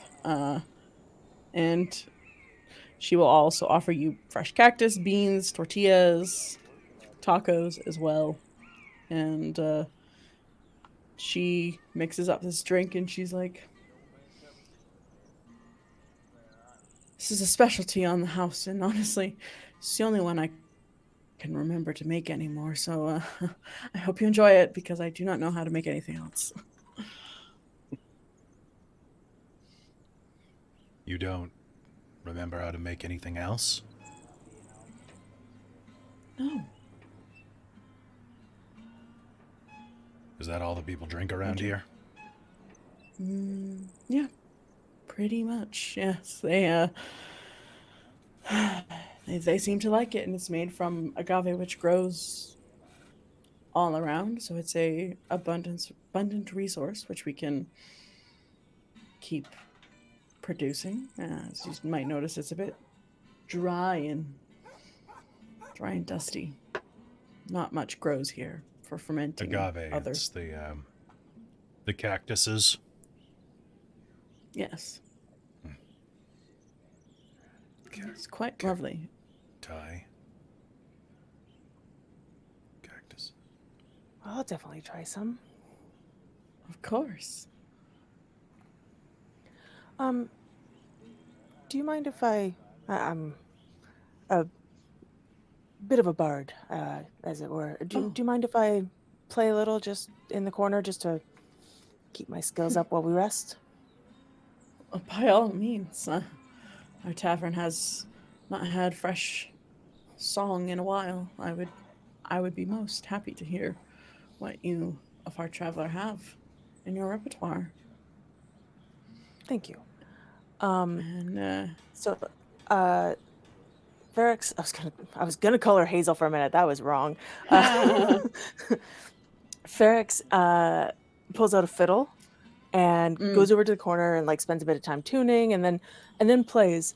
And I'm going to see if I can combine these, because it doesn't say that I can't, from what I can tell. But Song of Rest for Mhm. if we're doing some sort of rest here, Yeah. and enthralling performance. Oh my goodness. Yeah. And so What does enthralling performance do? if I perform for at least a minute, I can attempt to inspire wonder in my audience by singing blah, blah, blah. At the end of the performance, choose a number of humanoids. So I think if Rufina's skeleton, probably undead, not humanoid, but there's others in this tavern, right? Hmm. Yeah. Yeah. Choose a number of humanoids within 60 feet of you who watched and listened to all of it, up to a number equal to your charisma modifier. So that's 4 for me. Each target must succeed on a wisdom saving throw against your spell save or be charmed by you. While charmed in this way, the target idolizes you. It speaks glowingly of you to anyone who speaks of it, and it hinders anyone who opposes you, avoiding violence, blah, blah, blah. Lasts an hour. If they take any damage or witness me damaging anyone, then it ends. And if they succeed on the saving throw, there is no hint that I tried to charm it. Nice. Oh. Yeah. Yeah. Sounds good. So yeah, she'll play for, a while because she's also playing Song of Rest in there. Mm-hmm. She's just trying to make it fancy and nice. Fancy. All right. Yeah. What is my spell save? 14. Okay. Wisdom, yeah. So one pass. So you'll see a gnome in the corner, just kind of really not paying attention. Just like, oh, music's not quite to my taste. But the other 3, 2 dwarves that are sitting at the table, and then another like humanoid looking, like human or half elf at another table, all suddenly are looking very enthralled with you and very fantastic. like really excited. And it's a D6 for Song of Rest if people are resting. Nice. Yeah, so you can go and start playing your fiddle, sing if you are singing as well, and then Rufina will come and distribute drinks, and then the food smells absolutely delicious. That kind of fresh, like delicious breadiness of flour tortillas, as well as you'll smell that masa corn tortillas and just fried fresh meat, some pulled pork that looks like it's been sitting roasting for days. It's like butter. I know I'm hungry too. That's why I am wanting Mexican food. And yeah, she'll bring over the food and be like, so as well as a tavern, I also have rooms available if you are you staying here for any particular, what brings you lovely travelers to? Well, I mean, I don't know about staying. Is that common? People start to walk into town and they get attacked. By people yelling about some Paloma? something. Yes. Strazar will pull out the Wana poster and kind of put it on the counter. Oh, No. there we Well, that go. would have been That good one. to know. So I don't know why they attacked us, though. We only just got here. None of us look like this bitch.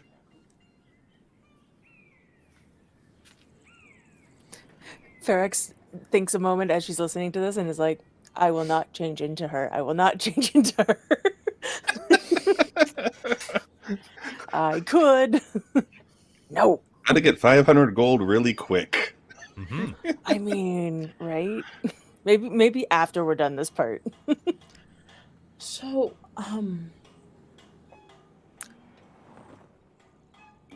those bandits, it's not been very, this is not a common occurrence. Our village has found incredible hardship over the last few months. This sickness has come in, and people are Yes, this... People just seem to get this terrible cold. Are shivering and cowering in the broad sunlight, and at night they claim of hearing howling winds that no one else knows of. The wind's howling. The wind's howling, yes, and honestly, it's best if you stay inside after dark. People have been claiming to see fiends around. And, well, Paloma, she's a bit of a... She's an outlaw. But she's a hero to the poor. Her band raids estates and caravans of corrupt landowners and share the wealth with the poor folk. She was falsely accused of some sort of crime a couple of years ago, and she's been on the run ever since, but and most people heard that she was attacked recently. All of her band members were found dead, but her body's not been found since. So they were trying to they think we may be harboring her, and she's just trying to help the poor people.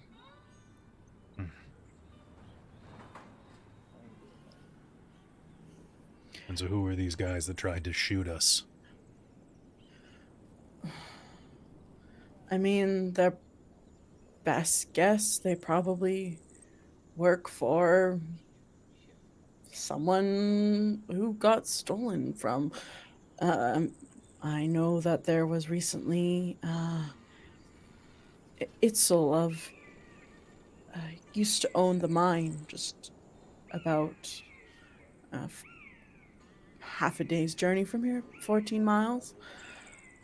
Could be him that was looking for it. But I mean, all bounty hunters have been giving this warning or reward poster for La Paloma, but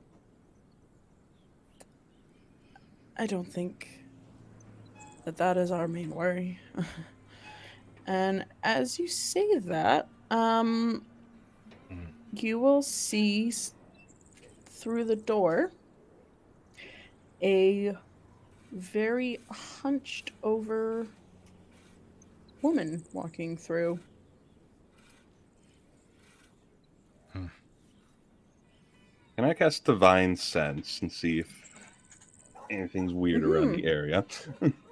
Yeah, what does Divine Sense do again? Let me pull it up because it's way over here. It allows him to detect undead, fiends, celestials, and fae. Do you get fae as well?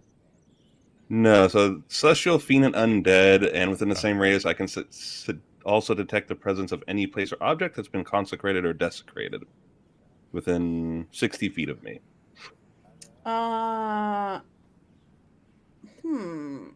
Would this allow you to sense curses or anything like that? I don't think so. It doesn't specifically says that. You'd have to use Detect Curse. Okay. So undead, you'll get off of Rufina. And other than that... As expected. Oh, yeah. And me. Oh, and Dziugas, I guess. You're like, there's the Dziugas ping, and there's, yep, that undead, that works. Yep, that's some skeleton. Yep, that tracks. Yep. So after that... Just look at him as he looks at me. What? And then do a shot of tequila. Pulque. Sorry, pulque. Pokila. And yeah, So nothing strange pings Okay. other than those two for ya. And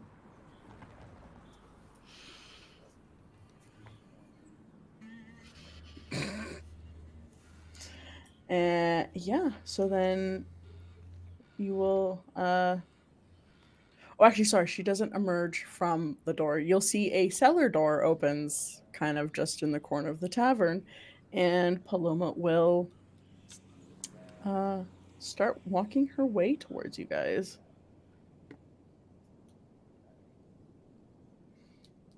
Wait, are we collecting the bounty? No, we're not collecting the I mean, bounty. since it was like input by corrupt assholes, probably not. No. But I mean, kind of looks at Fairx. We could get the money and trick the one that set the bounty. Yeah. We could do something later, but not what I expected.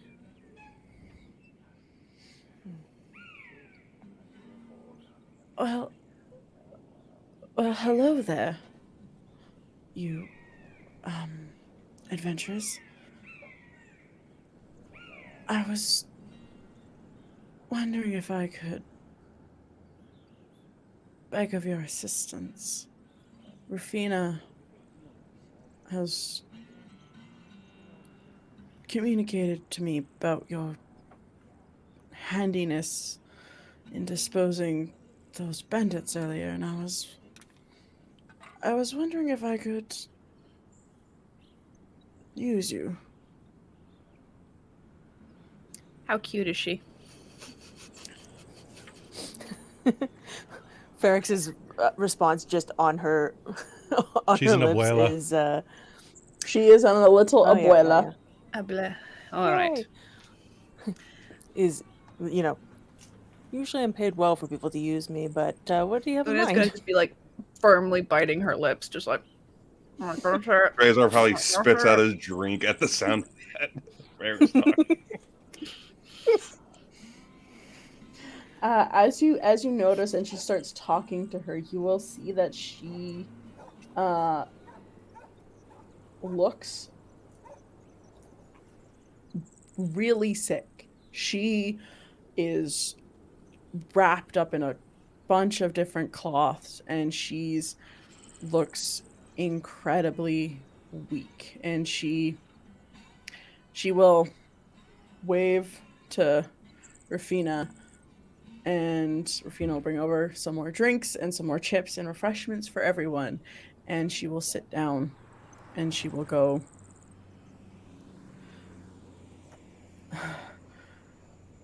I've been fighting for so long, but I've unfortunately caught Sereno, this disease that's been going around. It's killed so many people in the past few months. And I can no longer... Sit down. Oh, thank you, young man. Yeah, sure. Wait. Dziugas?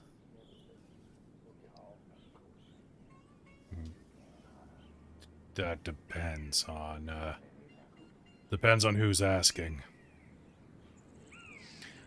She will take a hand, and if you allow her, she will gently, like, put her hand on your face. Careful, he might bite. Shut up. I remember. You've left quite the scars on me before. I'm sorry, do I know you? I mean, apparently. Yes, I know you. You used to have quite the reputation around here several years ago. I'd say about 20? Oh, do tell. What sort of He- reputation? We don't need to know about. The great wolf of Marizapul.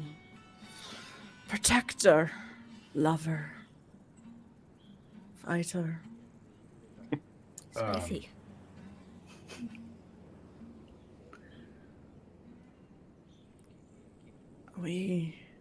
You do not remember me. You look so young, though. How have you not aged? I moisturize.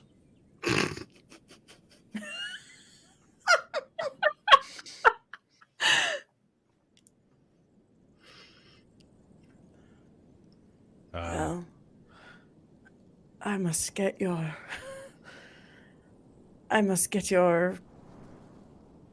regiment down, for it's been many a year since I've seen you. I've thought about you lots.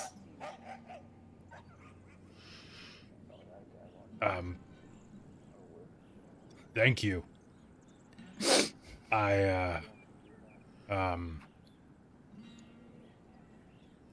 What kind of help do you need? Fair maiden.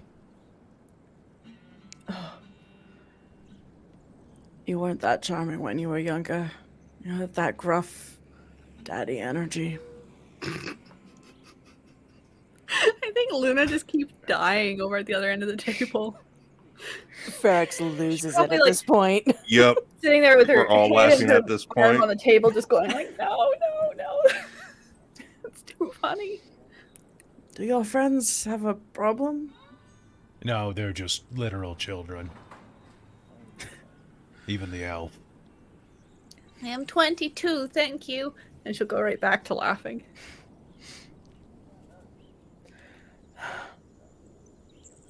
Anyways, a few nights ago, or a week, everyone's been saying that this disease, Serrano, is a disease, but I did research, and it's a curse put on by a fiend. We saw him a few nights ago. Tried to injure him, but they escaped.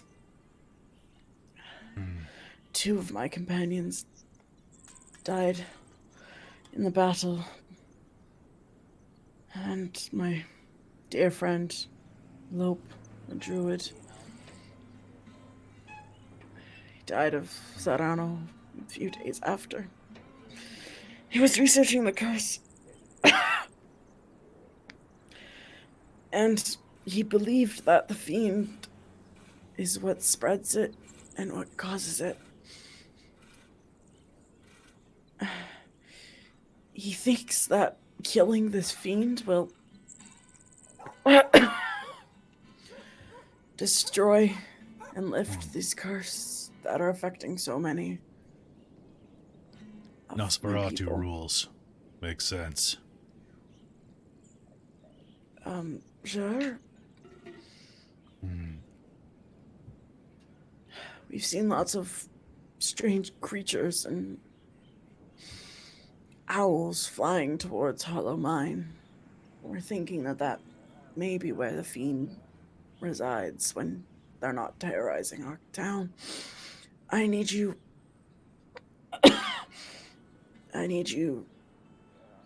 to go investigate that mine and see if you can find anything and slay this fiend if you do find it. Fiend I that messes cannot- with owls. I cannot do this myself. I am quite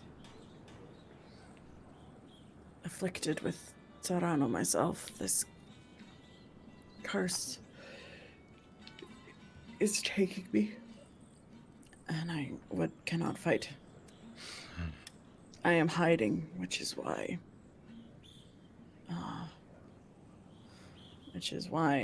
these bandits are trying to find me. Oh, there's less of them now. You said owls. Yes. Can I make a roll to see, using my Hunter's Bane, to see if I can put anything together on what type of fiend this might be? I have advantage on rolls to Yeah. recall information about fiends and other Please bad things. do. Shit, dice. That is a 12 total on a raw... Wait, is it 12 total? Wait, that is an 11 total on a raw int roll, because I rolled double 8s. These dice hate me, because I lost my Witcher dice. Oh, but can't you make an investigation check, or is that raw? You're not proficient in investigation. I think it's... Oh, I am proficient in investigation. Oh. But it's just an intelligence Kelly. check. What? Oh, If it's an ability check, don't forget about your reborn feat. Oh, yeah. What does that do again? So... You can add a d6 to an ability check, equal many times as your proficiency bonus. Oh, yeah. Let's do that. I'm gonna trust you. How do I trust you? That's gonna be a... what did I say it was before? 11. It is a 13.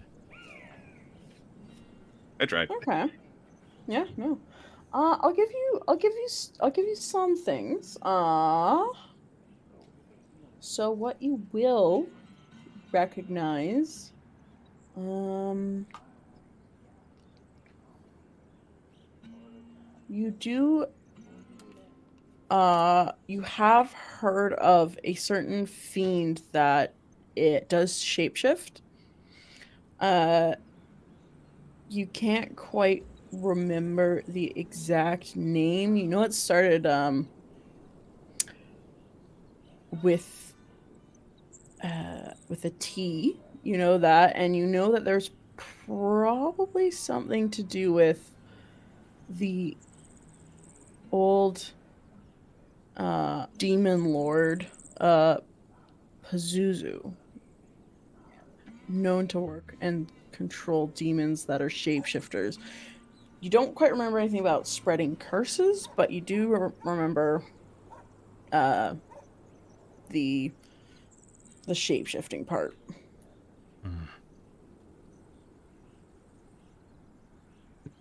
Okay. Shape-shifting demon. Potentially aligned with a demon lord named Pazuzu. Do you have a temple? Or anything around here where we could buy some holy water?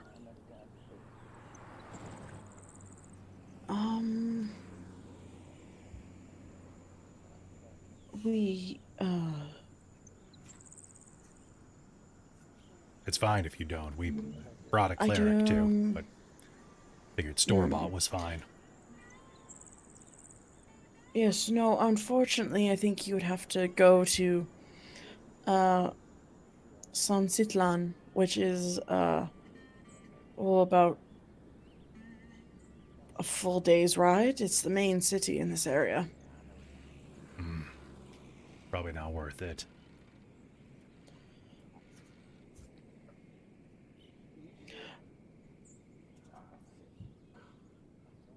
All right. So what do you say? Some tacos and then go investigate a mine, kill some fiends, then come back and have more tacos? I like Sounds this good to taco me. plan. Sounds like fun. If you are able to take care of this fiend, I can offer you 100 gold each for your services. Okay. As well, I don't know if you may want this in a mine. I'm not going to be using it anymore. And she'll pull off this very nice, intricate ring. You may find you have an extra spring in your step when you are wearing this. And she will just put on the table a ring of jumping. Ooh.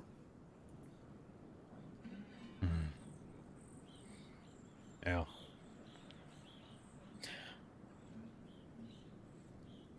Look at the ring. Look at everybody else. Is anyone else stupid enough to use this besides me? always. But it probably makes more sense for you or Strazar to use it. You should take it, Dziugas. All right. You'll take it. And slip it on. Ring of Jumping. What does that one do? Ring of... I think it basically allows you to cast the jump spell on yourself, which triples your jump distance. You cast the jump spell as a bonus action, and yeah. So Dziugas learns death from above. Got it.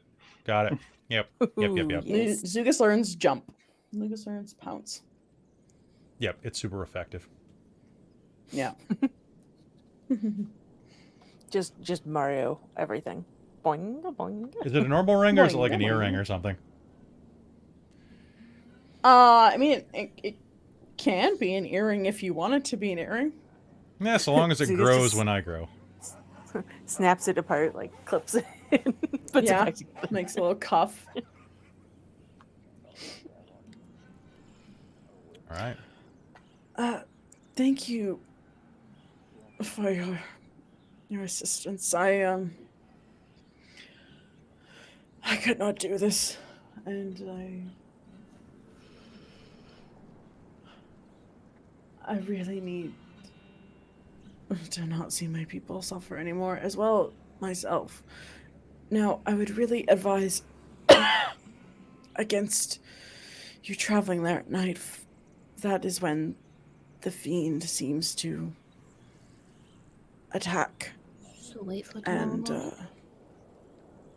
yes, it might be smart. Otherwise, you may catch this curse as well. It's not fun. Really? It looks like a riot. You look like you're having a great time. No, you were the riot, Dziugas. And the great time. And a great time.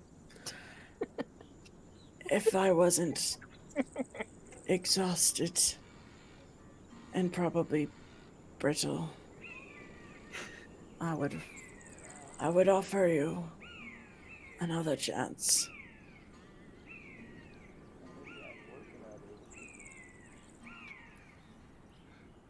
To refresh your memory.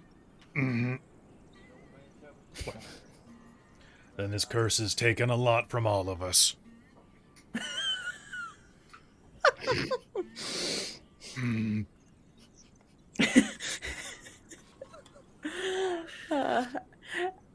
Well, As I you- mean, in the meantime, then we should be having a drinking contest. Luna's just gonna spit something out. Since we have to wait. She's gonna see if those dwarves over there want a drinking contest. Yeah, and actually, as we're sitting in, and you guys have agreed, Paloma will actually like wave over the two dwarves. These are my companions, bodyguards. Look out, I guess. Hold on a second. I'm just trying to remember their name from the ether. Wow, this curse has really drained you.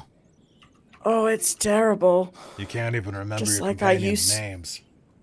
to drain Wait, you, Dziugas. Okay, all right.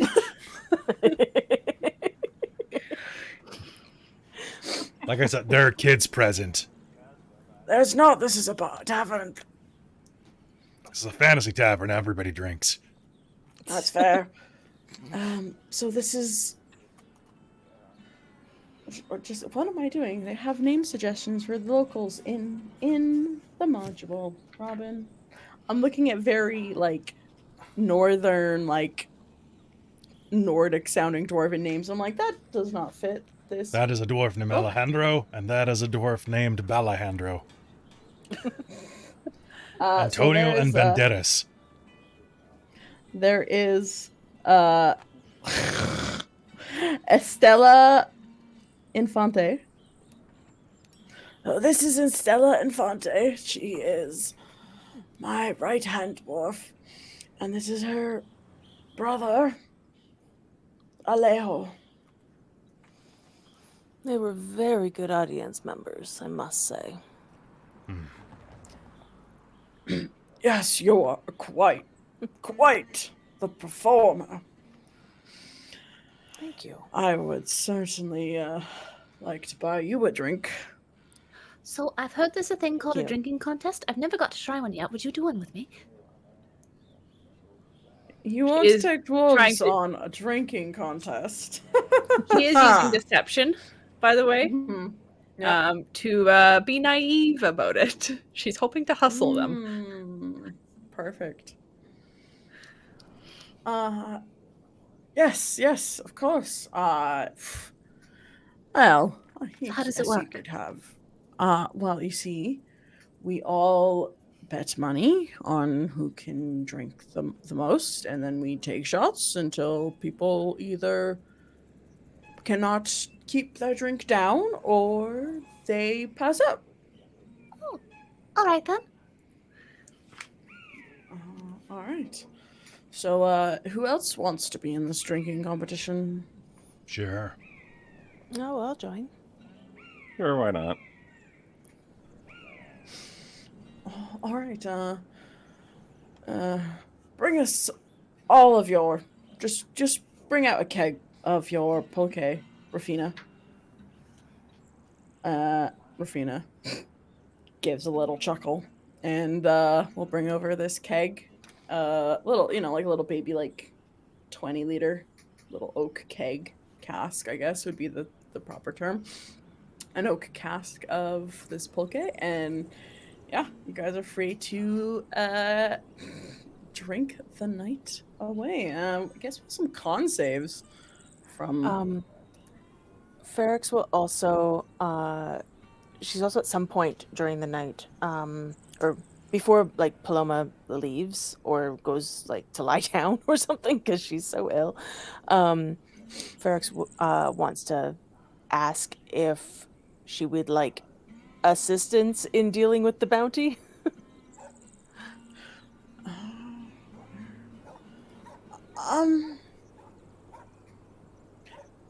Well, I think they want me alive to put me away from my crimes, so unless you can permanently convince me, or convince them you're me, I don't know if this would do any well. I mean, I don't know how much it would help, but I'd have to figure out an actual plan. But I could at least give them someone who looks like you, but isn't you. I mean, yes, I think that would be wonderful. I would like to live the rest of my life very peaceful, not having to run from the law. I've done quite a lot of good, helps a lot of people, and We'll I would see like what we can come up with. How about? You are very kind, and I know it's a lot to ask, but you adventurers seem very capable. Reasonably so. And you seem like good people. Rest well. I've got a drinking contest to partake in. Oh, that's beautiful, Jen. All right. So yeah, for those that are drinking in the drinking competition, let's do a little drink off. So as part of this, I would like to try and sleight of hand some of these under the table. Like That's exactly drain what I was them going to do. without actually like drinking it. Oh my goodness. And performance, play a tipsy, giggly drunk. Oh, Convince them that they are in fact winning, and just let them get drunker and drunker and drunker until they pass out. And I will drink some of them. But I'm going to try and like intersperse it, not necessarily a regular take one, slight one, take one, slight one, but kind of like mix it up a little. Maybe take two, slight one. Yeah. Okay, Like another I will slight say you're gonna start out at a higher DC. Yeah, so for like making sleight of hands. I'm going to try and make it so that I have a couple, and that hopefully they get a couple, and I'll start sleight of handing it. To sounds good. and then just play up giggly drunk, but also like the leaning forward. She's going to use all her assets basically in trying to distract them from what she's doing. Dziugas is just gonna drink. Same with Perfect. Strazar. He's just gonna drink. Okay, so first, to get some of that out of the way, Christine, why don't you give me a performance roll and then a sleight of hand roll? Performance is 22. Okay. Nat 20 on sleight of hand. There it is. Okay. You know what? I will. Let's just make that easy. They won't notice, and they will play along. That's with that nat 20 on sleight of hand. Yeah. The hardest was going to be the first one. So you know what? I'll just say that you are good enough at doing this. You have done this before. So perfect. All right. So She's first, familiar with. In fact, Fairx is probably used to seeing her pull it. And Fairx probably helps because what Fairx is going to do, by betting on Luna, Fairx is going to drink a couple, sleight of hand a couple, and then bow out as the dwarves are getting drunker to make it seem like, oh yeah, no, the dwarves are drinking a lot, so it's, it's not like nobody's getting drunk and out. Yeah. So she's bowing out on purpose. Yeah. All right. So how much are people gonna bet? The doors will put like 5 gold each. Sure. Strazar's not betting at this table. He knows better than that. He's just Luna will drinking. put He's Matt's just here to gonna drink. put 5 down as well to not make it seem like she's too used to what she's doing. She's just gonna copy them. Yeah, that sounds 5 gold. Sounds good. All right. So we'll do the first round of drinks.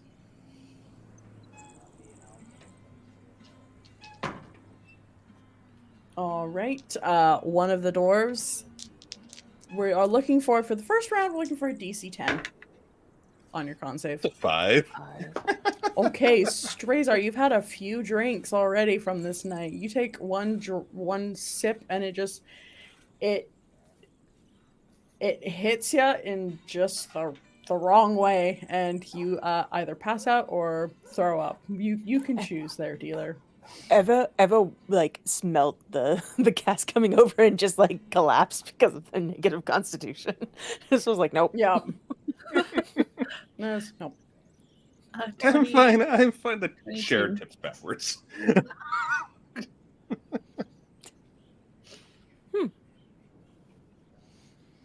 Lightweight. What? 21. Are you supposed to do that? No, your friend seems to have had too much to drink there. And he will never live it down. Ever. Luna's just gonna keep giggling away. And just kind of like do that slightly kind of swaying thing, like she doesn't quite realize she's not staying upright type move. As they get a little further in. Yeah. I got an 18, so I'm fine. Yeah. All right. Let's just say like we're a couple more drinks in. Let's do another con save for everyone. DC is 15. 21 for 23. me. Oh, only 14. Okay. All Only 14. right. So Dziugas and then the brother dwarf, Aleo, will Aleo's just gonna be like, it doesn't count. We were drinking here all afternoon watching Paloma. I think I'm gonna hurl. And we'll run off to the baño. And Dziugas, however, he bows out.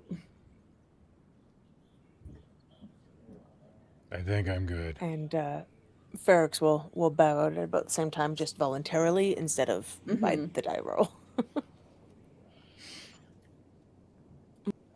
And Luna No, will just I'm- keep I'm acting good. tipsier and tipsier. That's a sweet- Mama. Yeah, Go let's do it. Let's do it. I can be a sweet little human. So this is gonna be a DC 20, and the dwarf. 20. The dwarf's gonna kind of take a shot I'll be like, you know what, you and your Well, your fey, and you're gonna, and I'm gonna. I roll a 13. Cool. She So will drop the act abruptly and then just start pulling money towards her. She'll push like Fairx's and like the others back to them, but take theirs. yeah, so you got 10 gold from Up that 10 little gold. adventure. And Rufina's gonna just look at you, Luna, and go, clever. I don't think I've ever seen the dwarves get drunk under the table like you have. it's a talent. Nobody expects it either. No, that's what's the folly of most, is underestimating their opponent.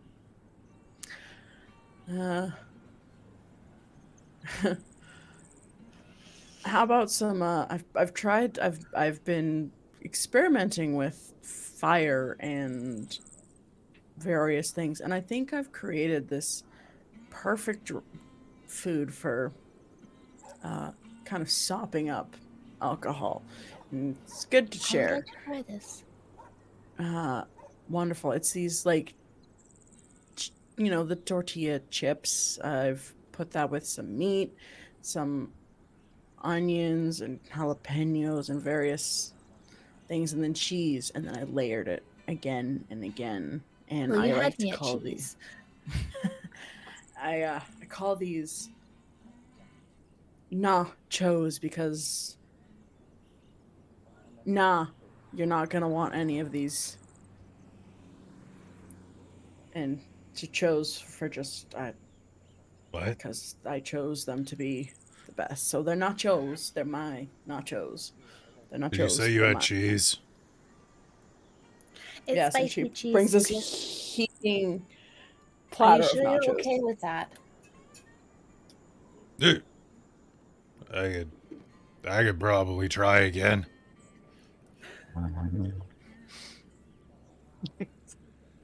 All right. We will have some, please. She will bring this heaping platter out of nachos that's just like incredibly, unbelievably stacked. So many layers of nachos. Luna will It's hand so good. Dziugas a cheesy nacho. Oh, Roll You me a said you con had save. rooms. Yes. That was a So do you have 19. rooms for us? Okay, you handled the spice for it this time. It's not that bad. That one, is that a black olive? I love black olives. They're good. Yes, I have several rooms available if you would like to. No, I was asking about the olives.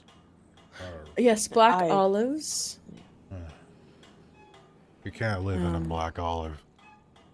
Can't sleep there. How many rooms would you like? Oh, one. I don't know who's sharing. I just thought we should get Strazar off the floor. Yes, your friend is snoring quite loudly. Gives a little kick to Strazar on the ground. Yeah. Well, the beds come for.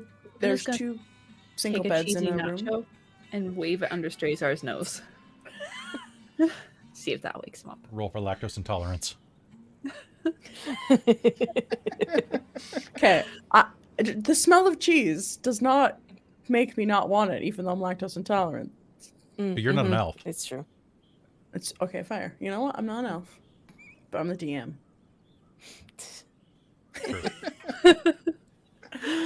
But yes, no, Strazar, you will come to with a smell of Meat and cheese and glory. spicy things under your nose. Yeah. Just kind of wakes up and chomps at it. Oi, my fingers. Oh, he's awake. That's really good. Wait, what happened? You You got passed drunk. out. You drank too much. After one.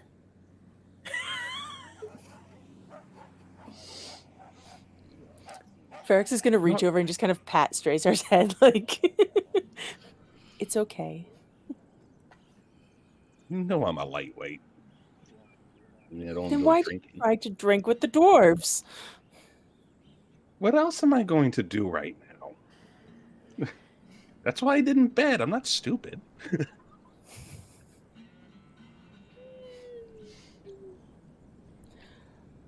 Sorry, Rufino, you were saying about the rooms. Yes, I was saying there are. I have 3 rooms available. They have 2 beds to a room, and I feel there's a couple of there. 2 of them are adjoining. One is on the other side. Excuse me, other side of the hallway. But yeah, you're more than welcome to have them. I will give them to you free of charge because you're going to help us. So please consider them your rooms for however long you need. But Thank you. yes, I can have those made up for you. We probably just need 2. I mean, either Luna and I can cuddle, or Dziugas and Strazar can cuddle, right? Like if we just have 2 rooms for 5 of us. Alright. Who am I cuddling? Carl looks at Fairx like, What? wait. I mean, you and I could cuddle if you'd prefer. I mean, Strazar, if you or not Strazar, sorry, Dziugas, if you wanted to come down with me in the cellar, we could cuddle for the night. What? Can I get a glass of water? Of course. Rufina will bring a glass of water over for you. Hey, was Rufina the one that was asking to cuddle? No, that was Paloma. Okay, good. Paloma kind of pops her head out of the cellar and she's like, well, she I could pops cuddle her with head- you. Yeah, she's hearing you guys talking about the room. and She's so she listening with pops one of her those head big out. ear horns. Yeah. Luna's just gonna be like, I can cuddle with anybody. Okay, hold on, I'm back. Same, really. I don't care who I sleep with, but I probably should not, You could come down with me. You're ill, my lady. You should probably rest. I would hate for, you to tax yourself unduly. So when the curse is lifted, you'll consider it? When the Luna's curse gonna is lean over to lifted, Fairx and there will whisper be in her many ear. things worth considering. Wow, Grandma's thirsty. Just quietly to Fairx. I didn't know Dziugas had that much game.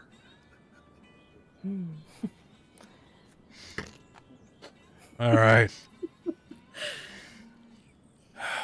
I gotta piss. Then we should probably take a nap or something.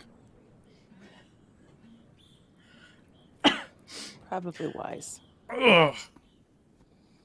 We'll wait for those rooms to be made ready, I suppose. Yeah.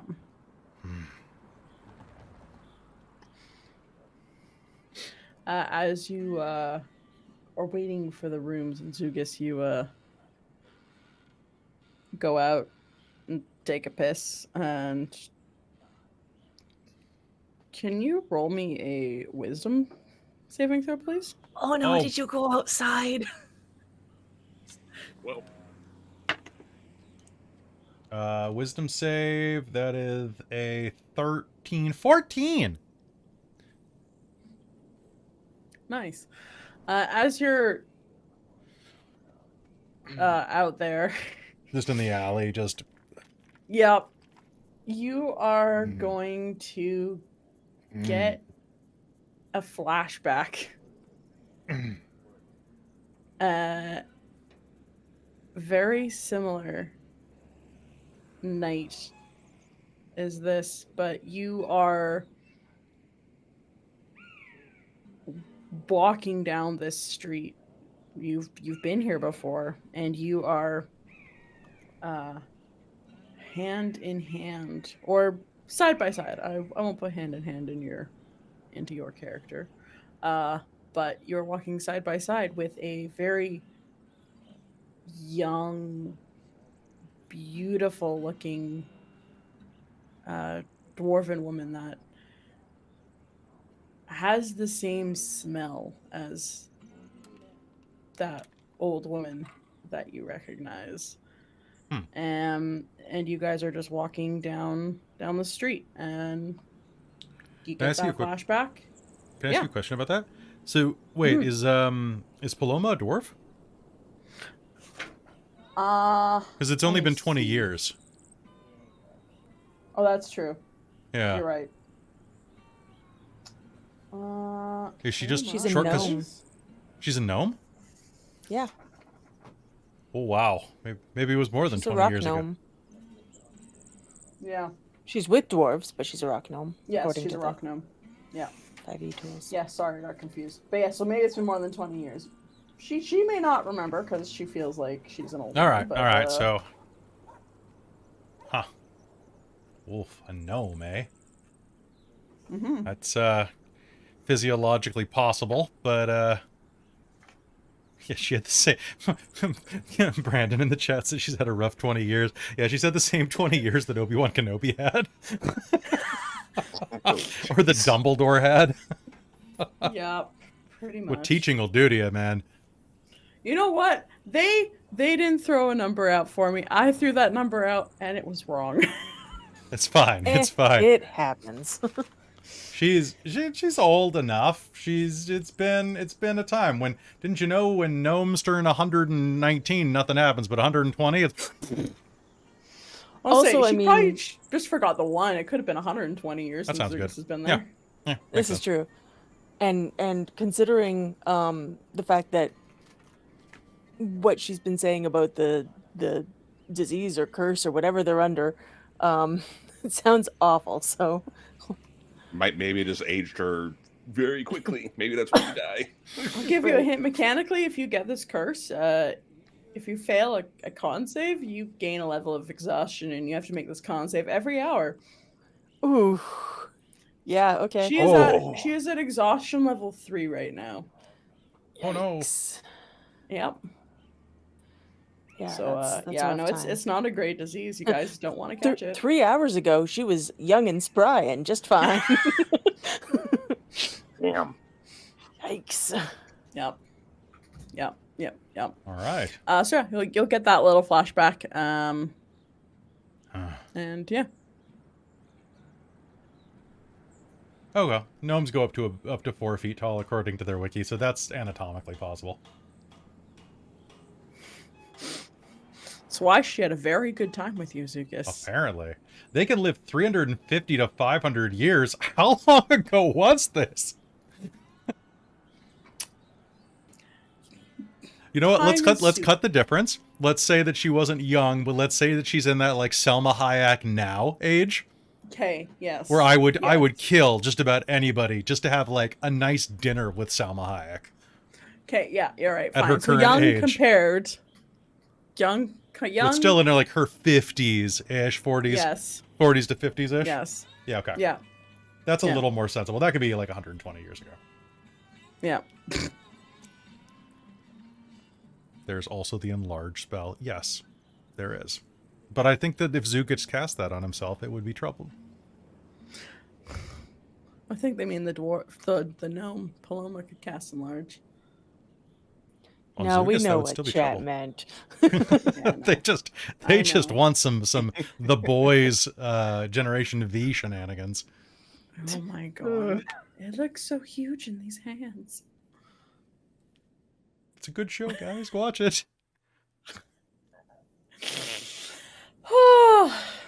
Anyways, you'll get that as you go out onto the street. Yeah. Just confirming that, you know. Okay. So he'll talk and head back in.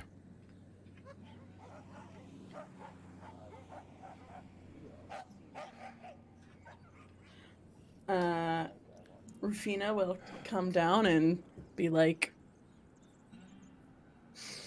all right, I've made up the rooms. You are the first 2 doors on the left as you go up the first hall.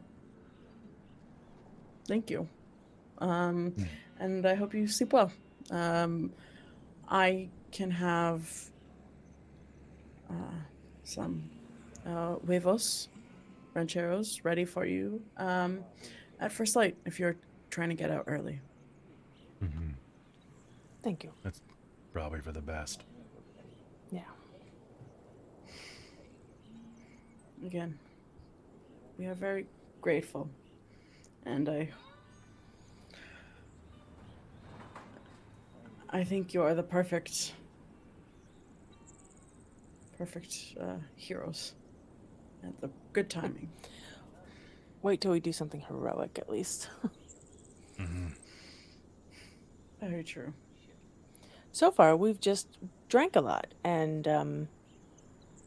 We defeated those bandits. made them run away. It Guess counts. that's defeated. I got half of them. You got 3 of them. We had to dispose of their bodies a few hours ago. They were left out for the carrion. They'll eat well. Oh, yes.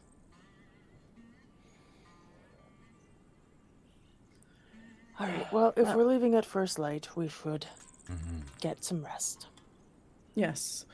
Again, if you need anything, I will just be down here at the desk. I do not need to sleep or eat, so I have a lot of free time on my hands, so Mm-hmm. Handy. yes. Is Strazar still super drunk, or Probably. Probably. so he stands up to go upstairs and just woo. I'm okay. Fairx will help Strazar up the stairs. Just come on. Well, I can walk. I can walk. It's fine. Yeah, you can walk just fine right into that wall. Wall. Yeah. Okay, come on. I don't really have the strength to haul him anywhere, so it's very much just me making sure he doesn't collapse and die on the stairs. Yeah. That's fair. Yeah. Yeah, so as you guys make your way up into the rooms, you will have a very nice, kind of simple layout. 2 beds, 2 tables, a door that's actually connecting to the other room. You have the option to lock it or not. And yeah, you guys will kind of rest and head down for the evening. Is there anything that you guys would like to do before you sleep? As I've threatened in the chat, Fairx is just going to collapse into the same bed as Strazar because she doesn't care.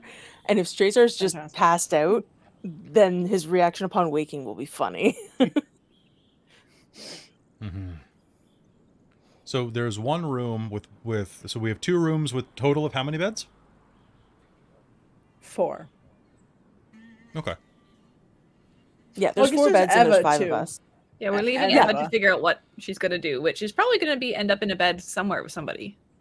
Yeah. Yeah. Well, if there's the 5 of us and there's 4 beds, then really only one pair need to double up, which is why I was like, there's no use in taking another room away from them. I don't know if they'll have another visitor, but Just know. in case.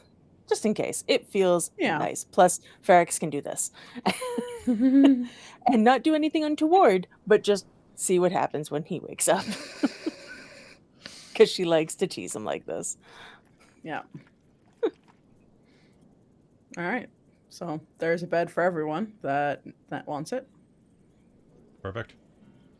Dziugas will take a bed even though he doesn't sleep because he's got some thinking to do. All right, and Luna will take the other bed in that room. perfect. And yeah, probably poke at Dziugas a little bit. Like, so what's the deal? Like, What do you mean, what's the deal? well, you die, right? But you're just gonna poke him. Yeah, I'm still here. Look, the best of what I understand is whatever I did that gave me that, furry side. Uh-huh. The snappy one. Yeah. Kind of like those fish, but furrier. What? Remember the fish that bit you? Or shrimp? Were they fish? No, Shrimp. it was a shrimp that punched me in the dick. Oh, right. No. Did we fight something that was kind of snappy? I mean, we fought, like, zombies. Yeah. And These are the undead, soul shoveler, the soul eater, the soul shitter, the thing in the tunnel. That thing was creepy. Yeah, well.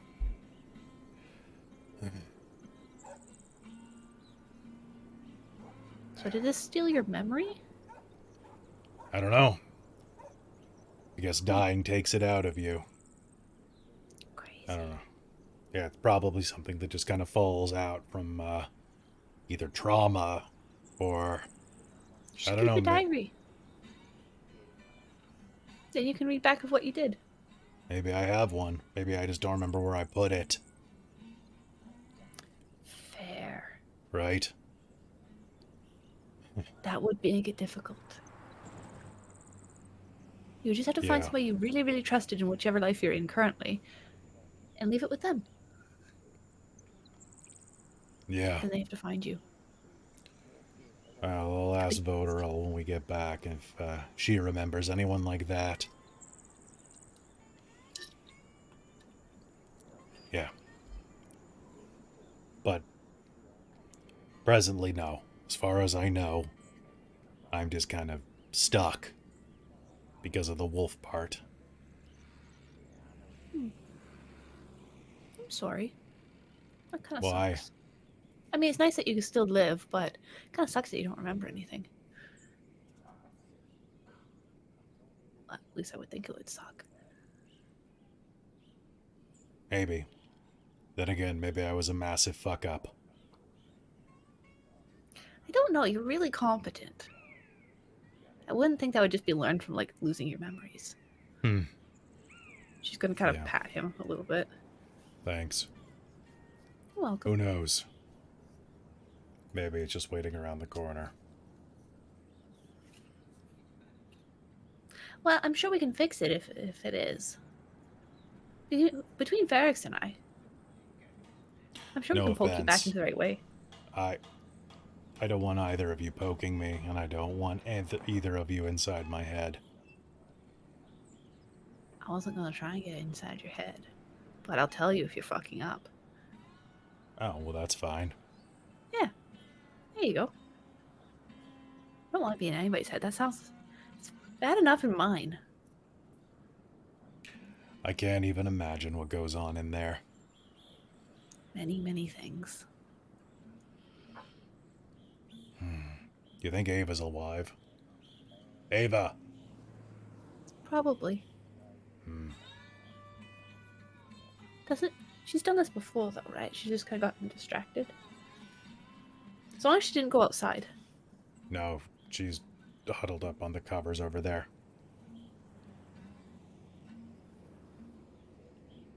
Is she, like, in the corner of the room, just, like, under a pile of blankets? Snoring, yeah.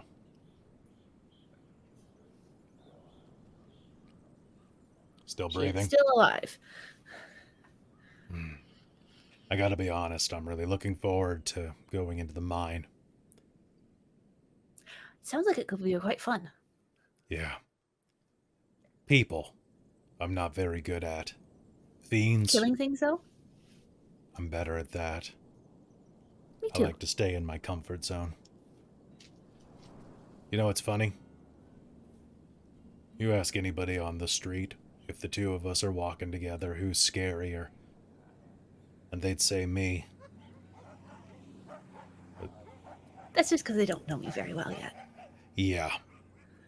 My thoughts You had to do it- exactly. Well, also, they don't really know that I survived the Feywild for like 10 years. How did you survive the Either. Feywild for... And how do you know it was 10 years? Well, it felt like 10 years. So...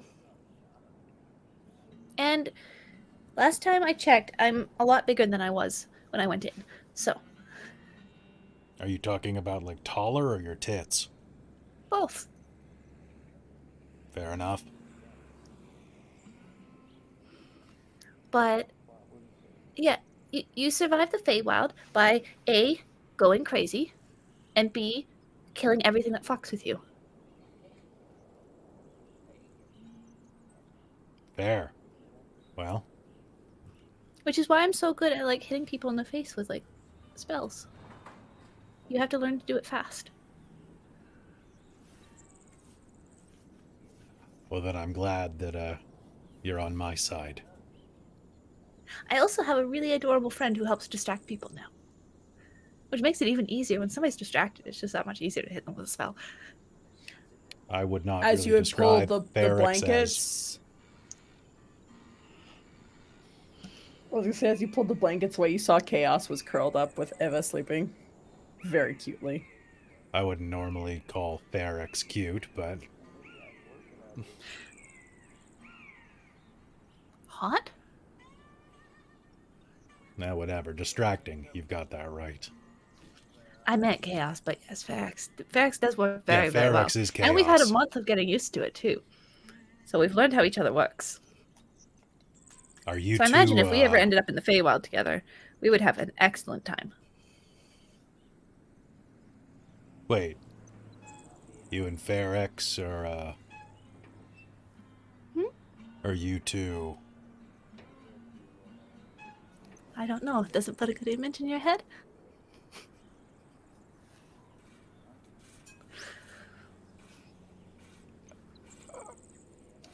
She's just not going to confirm anything. What you do is your own business. Unless it involves my bed. Speaking of which... I'm gonna go sleep for a while.